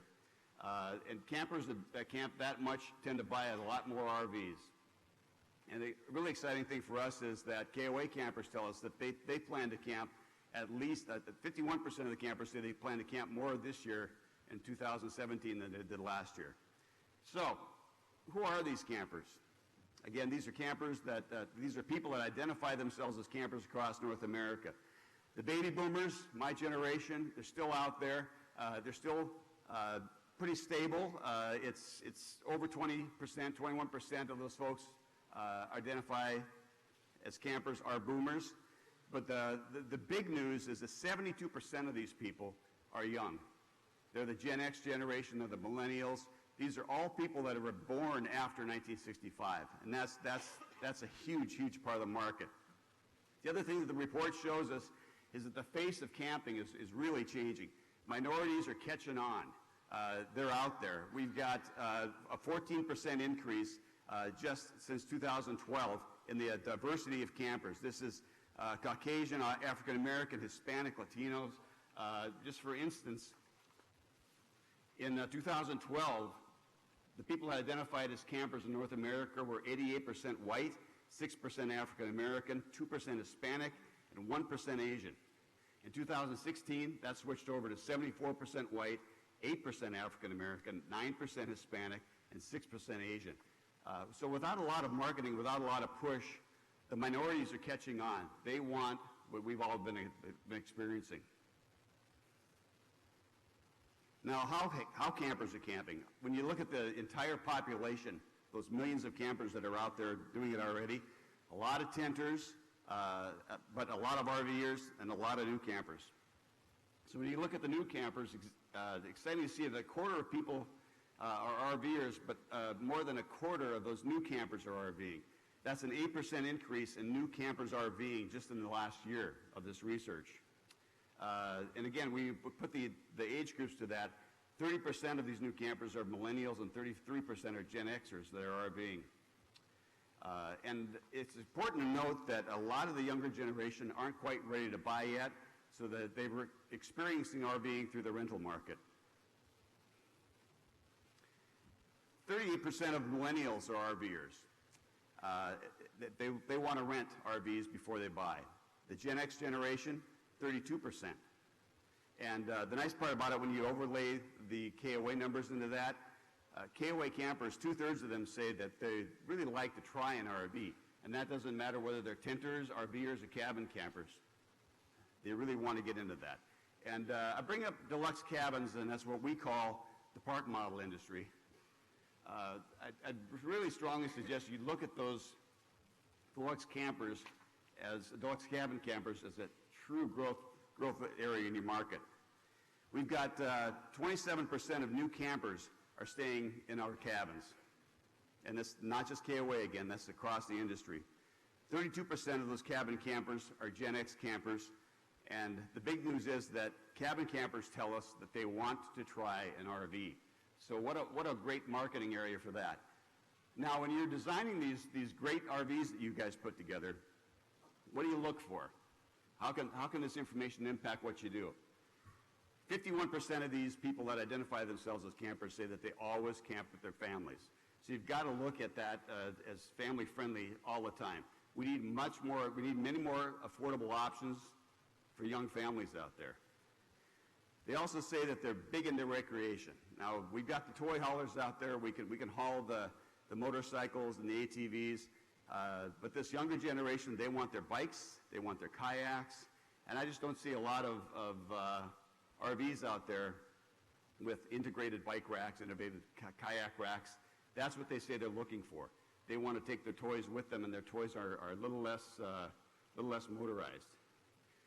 They camp in groups. The millennial group will tell us that they like to camp in groups of 10 or more. That's why you see campground owners out there redesigning what they've got. They're building patio sites in a big way for the RVs. We're trying to look for your help to bring that great experience you guys have created inside the RV outside the RV. So what can we do together to really make that happen? Technology. I've got our campground owner here from Middleburg, Elkhart, and she'll be the first one to tell you that Wi-Fi is hard on a campground. We're beaming this through the trees over the hills, and then the last 10 feet is through a metal box that you guys are making. So Wi-Fi is kind of the bane of the existence of the camping industry, and yet 61% of all these campers tell us they want to go online at least once a day. And if it's raining outside, they want to stream Netflix. So we've certainly got some issues there. We're looking for help from the industry to help us solve. Now, we're so optimistic for the year ahead, and what I want you to take away from the report, and again, you can get a digital copy of the full report at koapressroom.com. If you need printed copies, just give me a call at KOA, and we'll make arrangements for that. We're very bullish on the camping industry because we know that there's more campers out there than we've ever seen before. They're camping more frequently, 36% again, increase in campers camping 3 or more times a year since 2014. Half the campers are telling us that they plan to camp more this year than they did last year. And at KOA, I can tell you that we are, in 2016, that was our 5th straight record year of growth, our 5th straight record year. And we've been in business for 55 years. And in 2017 so far, we're up another 20%. So it just keeps on rolling. And so all this material will tell you what's going on in the industry, who these campers are. It really doesn't tell you why. So a really short story here on, if you'll indulge me for a second. In 1965, when I was 10 years old, my dad decided that he needed to spend more quality time with his family. So he went looking for one of those newfangled pop-up campers. And he did his research, not online back then, but he did his research, and he found a small little company that was just starting up out here in Indiana, making an RV in the barn. And he got a hold of the owner and got the very first year model of the Jayco. same one that's on display over here in the wall. And it was a huge, huge part of my family memories growing up. And the Beltranga family, what a big part of my life you've been. And you can look on that JACO website still today. It says, generations of bringing families closer together. And I can tell you personally, that's what you guys do. And that's why the minorities, that's why the younger generations are flocking to us, because you help bring families together, and that's what they want. So thanks for everything you guys do.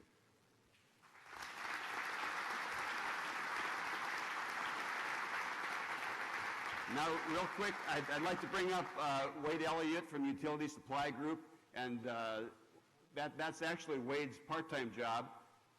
His full-time job now is he's the chairman of the KOA Care Camps Trust. KOA's been involved with the care camps for about 35 years now. They provide great summer camping opportunities for kids with cancer. And you're going to see something right now that you really don't see much, and that's Sherman being a great example for the rest of the RVing industry.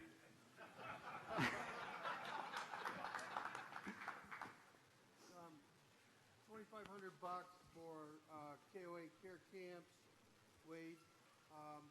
Kids with cancer, they send them to camp. What are you going to say? So Oops, that's it. pulled it right out.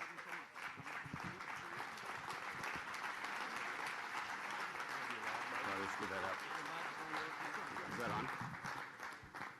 Just want to take it?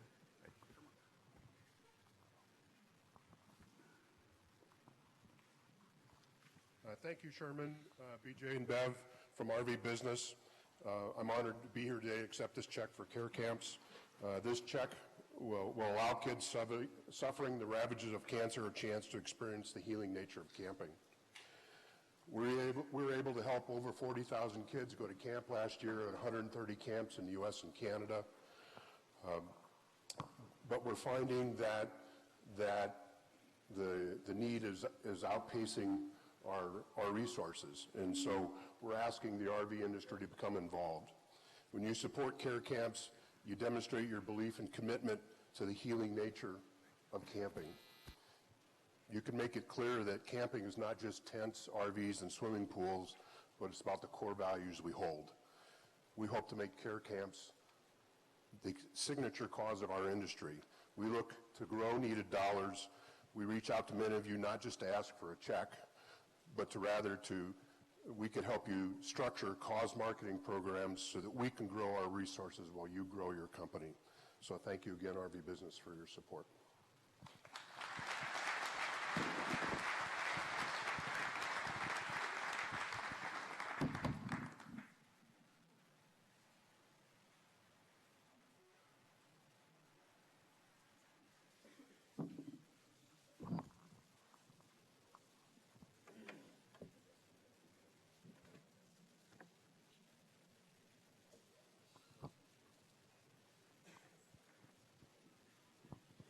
We had a couple of modifications in our agenda. That's why the little hubbub here. But we're going with the flow. So now we have our finale, and we'd like to welcome our panel moderator and panelists. So if the panelists could come to the stage, that would be good. While we're introducing you, go ahead. Thank you. Leader. The rest of you panelists, please come on up. Our co-moderators for today's panel discussion are Bob Parrish, Vice President of Wells Fargo CDF and current Board Chairman of RVIA, and Sherman Goldenberg, publisher of RV Business Magazine. The panelists who are about to assume the stage include two manufacturers, Bob Martin, President and CEO of Thor Industries. Go ahead, Bob. And Mike Turlett, President of Forest Rivers Coachman RV. Two leading suppliers, Jason Lippert, CEO, Lippert Industries. Todd Cleveland, CEO, Patrick Industries. And two well-known U.S. dealers, Lauren Batis, President of General RV in suburban Detroit, and Brian Wilkins, President of Wilkins RV, Bath, New York. Gentlemen, please feel free to take your seats. We're going to be passing them around 2 microphones as questions are directed to you. Sherman? Do they have their mics? They will as soon as I put this one down. I think my microphone is working. So, Parrish, you out there? All right. I'm here. It's kind of like Mike and Mike in the morning, only it's Parrish and Vanderbilt. Or BS. Yeah, he's Golic.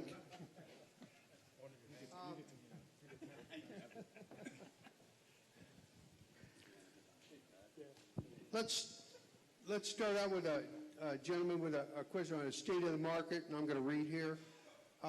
Given the industry's 7-year run-up in wholesale shipments, an upswing that has exceeded everyone's expectations, I know we've heard from Mike Gast, and we've heard from others theories about who it is, but how do you explain the kind of upsurge we've seen in your view from your respective corporate offices?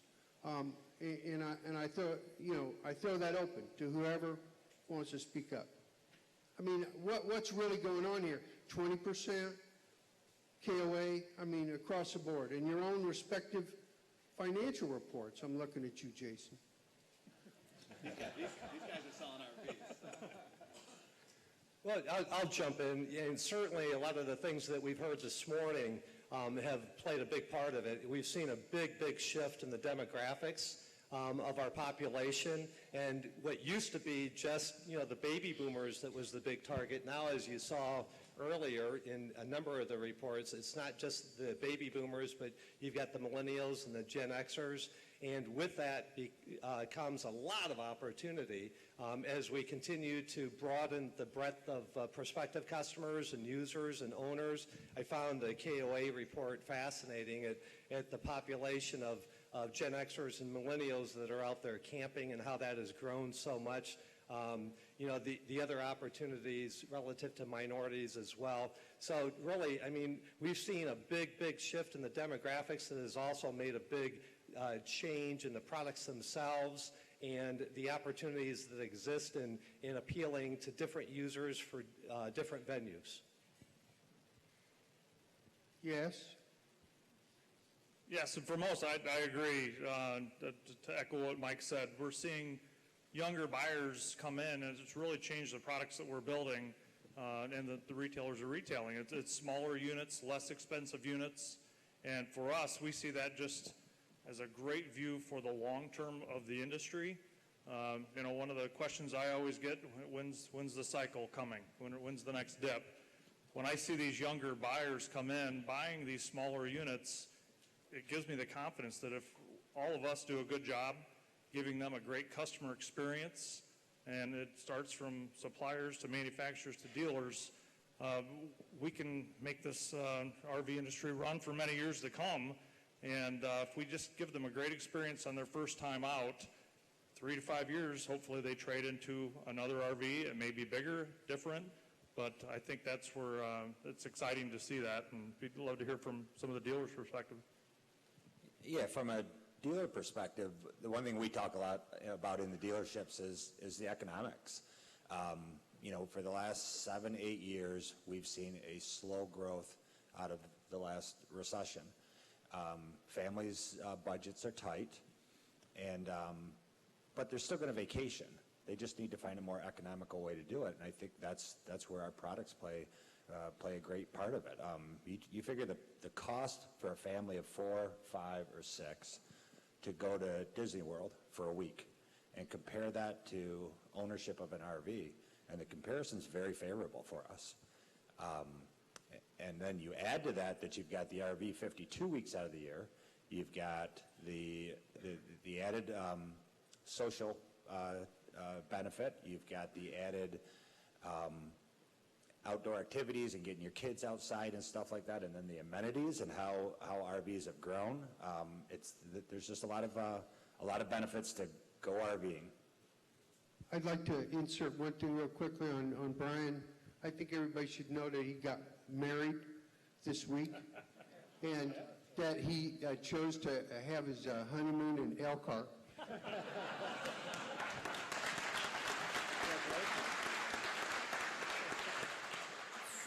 For some reason, though, she didn't come. You married a smart woman. Do you want to add something, Lauren? The only thing I would add to it is, with the growth we've seen, especially over the last probably 2 to 3 years, we're seeing a lot of just entry-level buyers, first-time buyers, people that have never owned an RV before. As we talked, younger buyers.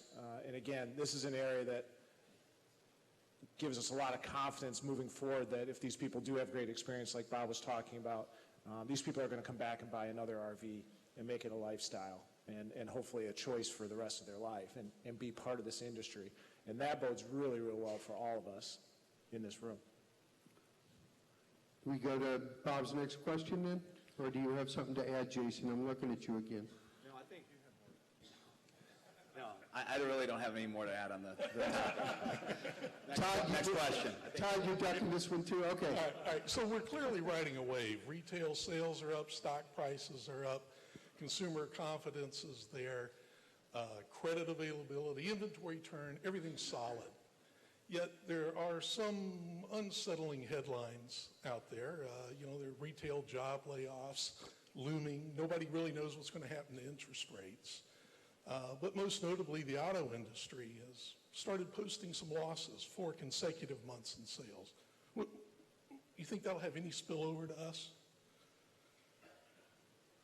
Well, I mean, just from our standpoint and perspective, we got to worry about our own backyard, and the industry, as everybody can see, is going like crazy, and we don't really see an end in sight. So,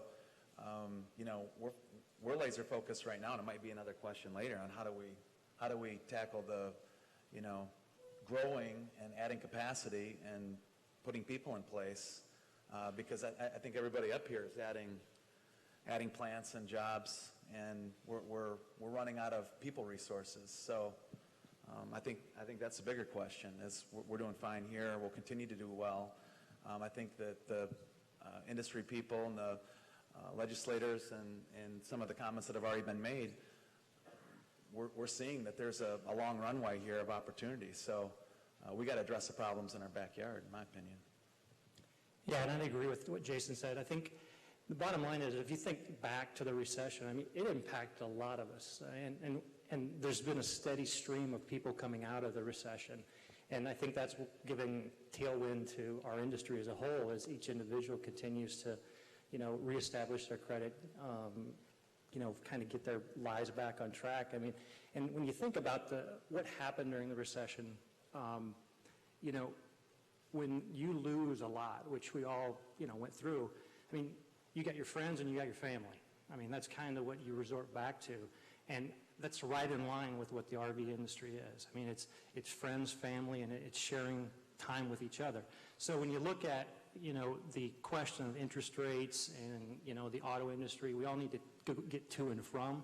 But I think we're in a unique situation as it relates to our industry, as Jason said, as long as we take care of those that are taking care of us. So, yes, we should be concerned, but I think, if we take care of them, the retail buyer, we've got a long runway here. Yeah, I'll just add to that.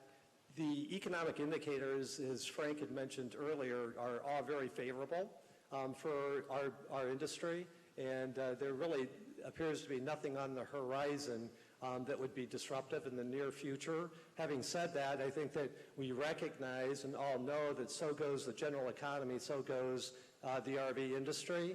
And so I'm reminded of what Mr. Legal and Mr. Orthwein said at the grand finale last year, I think it was, where Pete talked about, hey, customer satisfaction needs to be our first priority, along the lines of what Bob was mentioning earlier. And Mr. Orthwein reminded us all of, beware of excesses. And so I look at, what President Trump accomplishes over the next several months. I think will certainly have some influence on our business. but the general economic indicators are damn good for our business right now. And I think that a lot of the things that we face are within our own control relative to us taking care of the customer, us taking care of our employees, us building good quality product, and remaining focused on the fundamentals of our business. I agree with all that, and just the one thing to add, I guess, would be compared to automobile and other industries that are not performing, we are different. We're a non-franchise industry. That means that our dealer partners, we don't tell them what to buy. We have to produce products that they want to buy, that they feel that they can retail, that customers are asking for. Other industries aren't quite like that. So it forces us to produce more innovative, better quality products, products that customers want to buy. So that's where some of these other industries, you know, their product development cycle is 10 years, 5 years. We're not. Ours is a little bit quicker. 6 months, 2 months. But that's part of the reason why we can react so quickly to trends in the market. So I think it bodes well for us that everybody that I talk to, you know, dealers, record shows, my competitors, I mean, everybody's just going to see a record year this year, I would think, and I think it bodes well for our model that we're a different industry. All right. Yeah, go ahead, Brian. Yeah, just quick point. So when the industry dipped in the 70s, it took us, 30, 35 years to return to new highs. When it dipped in the 2000s, it took us 7 years. So I think our products are more mainstream today. And to Jason's point, I think there may be a dip coming, but I think our focus needs to be past that and knowing that the industry is going to come back. It's probably going to come back better than what we are today, and that's what we need to be focused on. Don't worry about the small blip that might be coming. Let's worry about the future. So, by the way, we promised to adjourn by 9:45, so somebody with a watch, tell me when we're close. We're okay? done. All right, because we just skipped page 2. So, okay, relevant trends, product mix. Affordability seems to be the maximum priority right now in the market.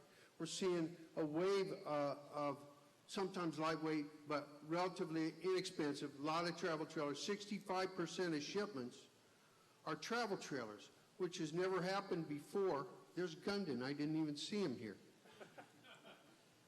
Is this the way? Is this the way of the future? I mean, seriously, is inexpensive at every level where we're headed? And you know, whoever wants to pick that up. I'll start. I think it's a trend we're seeing right now based on the new buyers coming into the marketplace. But I think these buyers are going to eventually want something newer, bigger, better. They're dipping their toe into the RV industry, seeing if they like it, if they enjoy it, if this is something they want to continue to invest their time, energy, and money in. So I think we're going to continue to see it because I think you've got so many more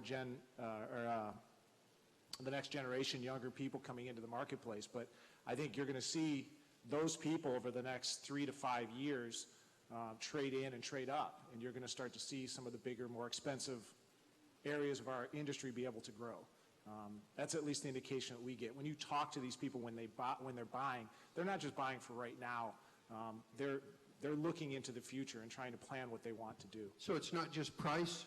They're not just buying price? It's not just price right now. It is a little bit. It's affordability. I want to try it.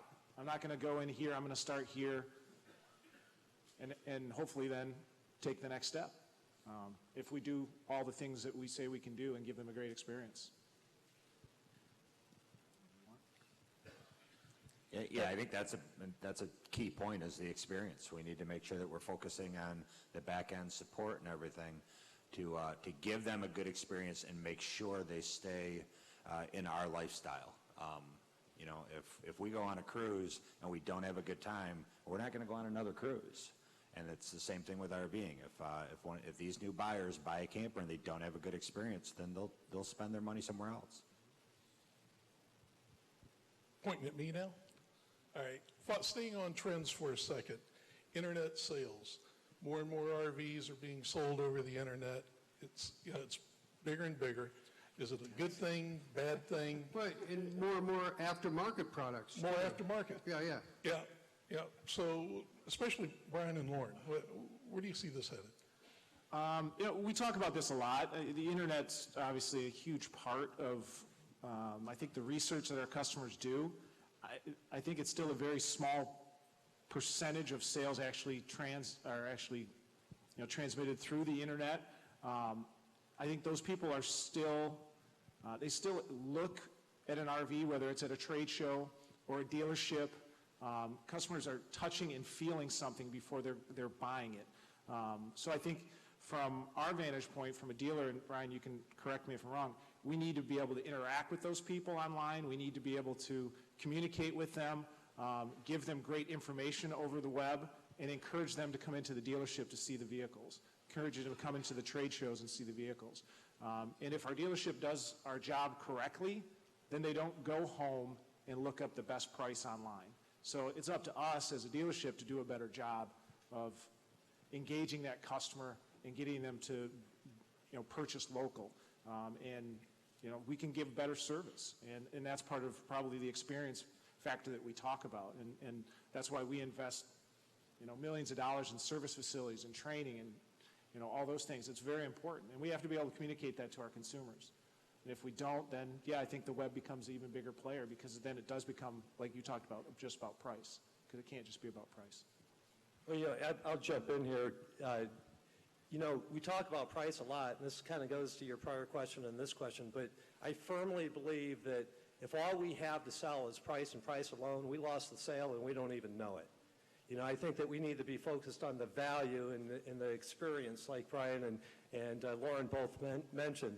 And at Forest River, we have long endorsed and promoted buying local. We firmly believe, if you go to our websites and you go to our social media sites, we encourage the prospective customers and our customers to buy local and to understand the value in that local dealership relationship. If we resort to price and price alone, I think we lose. And I don't know anything about internet sales, but I know JCPenney, Sears, there's all sorts of retail people going out of business, and because they haven't changed their strategy. So if there's one thing that, to me, that could kill an industry, it's not changing with the times. And clearly, the younger buyers today aren't doing business the way the five of us grew up doing business. So we have to change, or we're in trouble. So I'm glad to hear we're addressing it. Six of us. I'm sorry. I can't count. Thanks, Mike. Homer Simpson once said, "The internet, is that thing still around?" Yeah, it's not going away, and it's a good thing. So we did a survey, and this is 3-4 years ago. We did a survey of all our customers that had purchased from us and asked if they'd been to our website before they came to the dealership, and 95% of them said yes. And that was 3-4 years ago. So it's an extension of the showroom. There's so much technology out there that allows us to give a better view of the RV online now. You see the 3D graphic tours of RVs and stuff. People have more time at home to do their shopping, do their research, and then they're coming into the dealership. Instead of the buyer having to go to 3 to 4 dealerships and spend the time to go to 3-4 dealerships, they can do their research online, pick out the one they like, go to one dealership. I mean, we have, I'm sure you see it so often, customers are coming in and they're here to see stock number 1, 2, 3, 4, 5. They've picked out the vehicle, but they're still coming in. As Lauren said, I don't think it's a big percentage of vehicles that are being sold online. They're doing their research online, and then they're coming into the dealership and buying. Okay, trade shows, a delicate topic for a lot of people in the industry.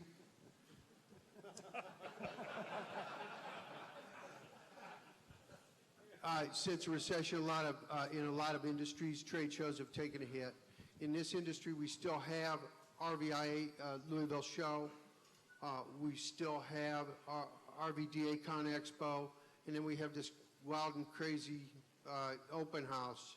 And some people think there's probably too many commitments at this point for a lot of companies, and they're talking about new ideas, and one of which, of course, Frank had on a PowerPoint this morning, which is an industry week, a conversation we've all heard about.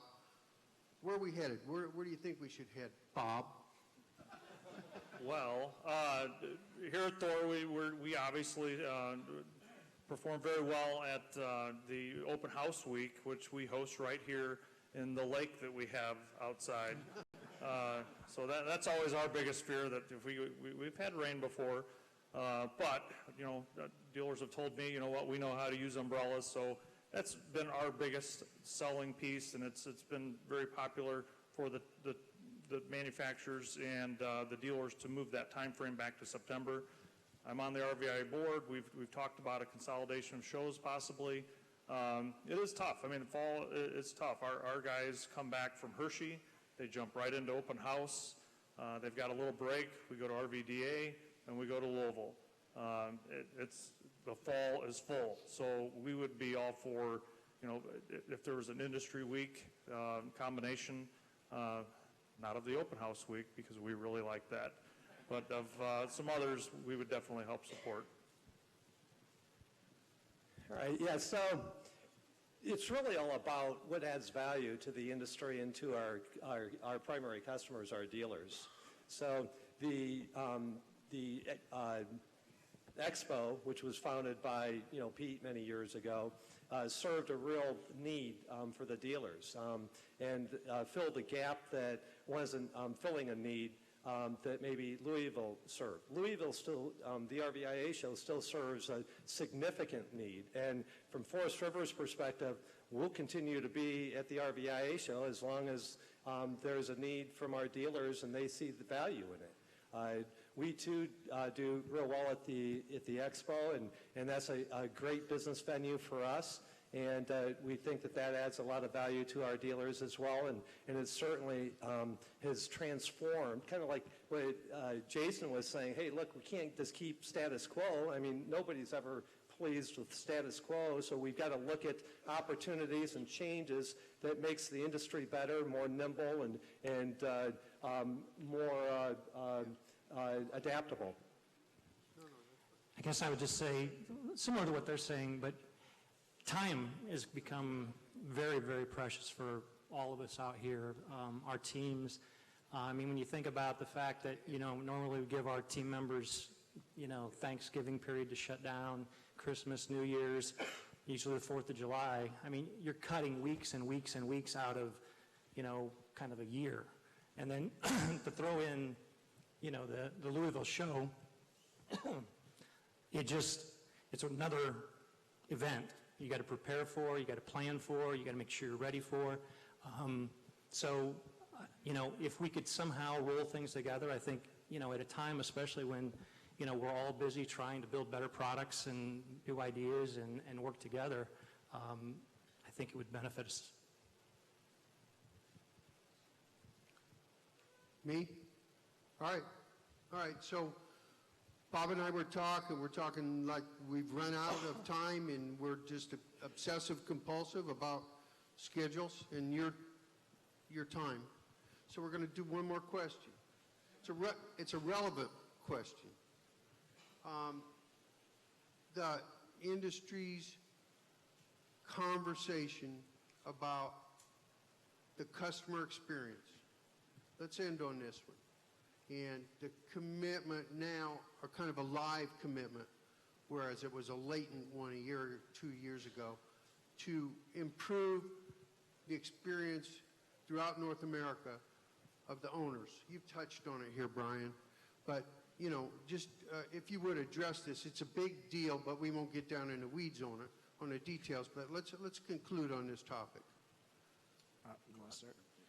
Yeah, we've seen a trend over the last couple of years of expectations of our consumers. It's gone up from how quickly they expect a repair to how much quality they expect out of an RV.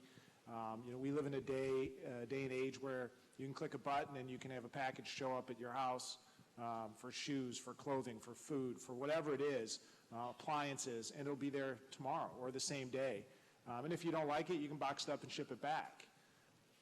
That's the same customer we're selling to, and they have very similar expectations, which are unreal for what the industry and the dealers can provide. So we have to be able to continue to discuss how do we make better quality products, how do we resolve customer issues and repair things quickly and get people back out on the road and keep customers camping.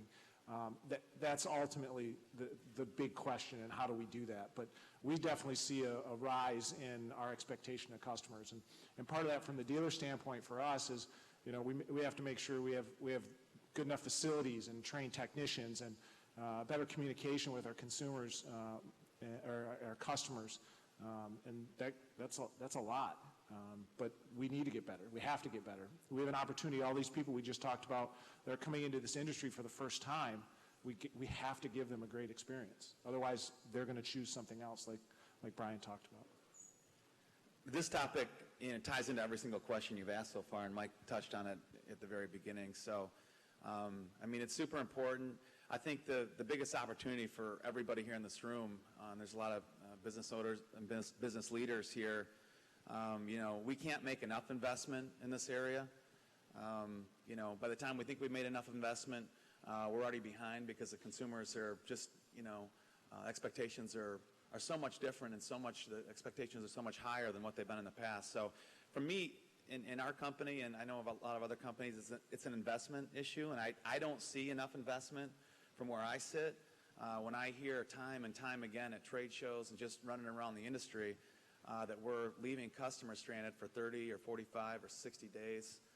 And it's commonplace that, we're going to lose these first-time buyers, that 34% that we saw earlier.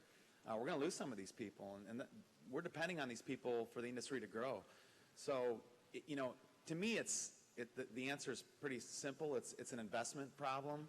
It's a commitment to invest, and we all need to make that commitment. It's not just the OEMs. It's not just the dealers. And I think that, everybody needs to make that commitment. And if we do, the industry grows incrementally stronger. All right, so I think there's an investment and opportunity. I totally agree with Jason. There's all these opportunities in infrastructure and systems to better support the customer of today. You take a look at it, and heck, the number one means of gathering data 10, 15 years ago was a product brochure. Hell, nobody even uses a product brochure anymore. They go online, online owner's manuals and real-time information. So, yeah, we definitely need to continue to take advantage of those investment opportunities. Customer satisfaction is absolutely our number one priority, and it absolutely must be. We need to take care of that customer so that not only do they buy that first Forest River, but they buy that second and that third and that fourth, and go up through the chain and as an industry as a whole. So I think that there is an investment opportunity there. There's also an infrastructure opportunity too, as to how we structure our companies and better service our dealers and better service those end customers. All definitely well said. It's a different environment with people shopping online. The internet's not going away. For us, we started talking about this last year, the customer experience with all of our companies and with dealers. Just because there are new people that are younger that have different expectations, and we all have to work together. Everybody in this room, because it starts with, all the parts suppliers, all the manufacturers, and all the dealers working in concert. And in part, we're compared to the automobile industry, which they're used to parts overnight. It's hard for us to get there, but we've got to have some big goals, and we really need to work together. I know there's a committee working together with RVIA just on parts. That's step one. After that, it's quality. So it's really everybody in this room working together, and as a company, we're committed to it, because if we're not, things will be bad. So I think we all work together, and we can all achieve great things. Yeah, so as my time as RVDA chair last year, I tried to make it the theme of my chairmanship, if you will. As an industry, we've got to get better. And there does seem to be a lot of investment right now in that area. I get concerned sometimes that it feels like we're always chasing the curve versus getting ahead of it. Our consumers do still think of our product or compare our product more to the auto industry than they do a house. And they think of us as cars, and I can get parts next day for my car. Why can't I for my RV? Where so many of our components aren't car components, they're house components. I mean, you order a shade or a window or whatever for your house, it takes 6 weeks to get those things. But our consumers don't want to hear that. So it seems like we spend more time apologizing to our customers or explaining to our customers why we can't meet their needs versus getting there. And then the other component I worry about is kind of the employee satisfaction part of it. We're all struggling to find employees and to build our workforces. And when they have to go through some of the frustrations that they have to go through, standing at a service counter, being come down on by a customer, a parts person that goes through the struggles of locating a part for a customer. I imagine the frustrations that your employees must go through. It's going to be hard to keep people in our industry if they don't enjoy their jobs, and I think that's a big component of it too. So it's a big area. We got to get better at this. Todd, did you? I kind of figured as much. Thank you, everybody. Thank you, gentlemen.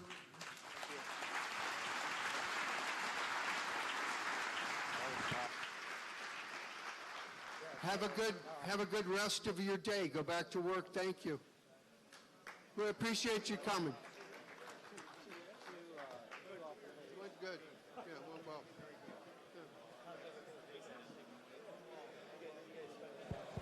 Hey.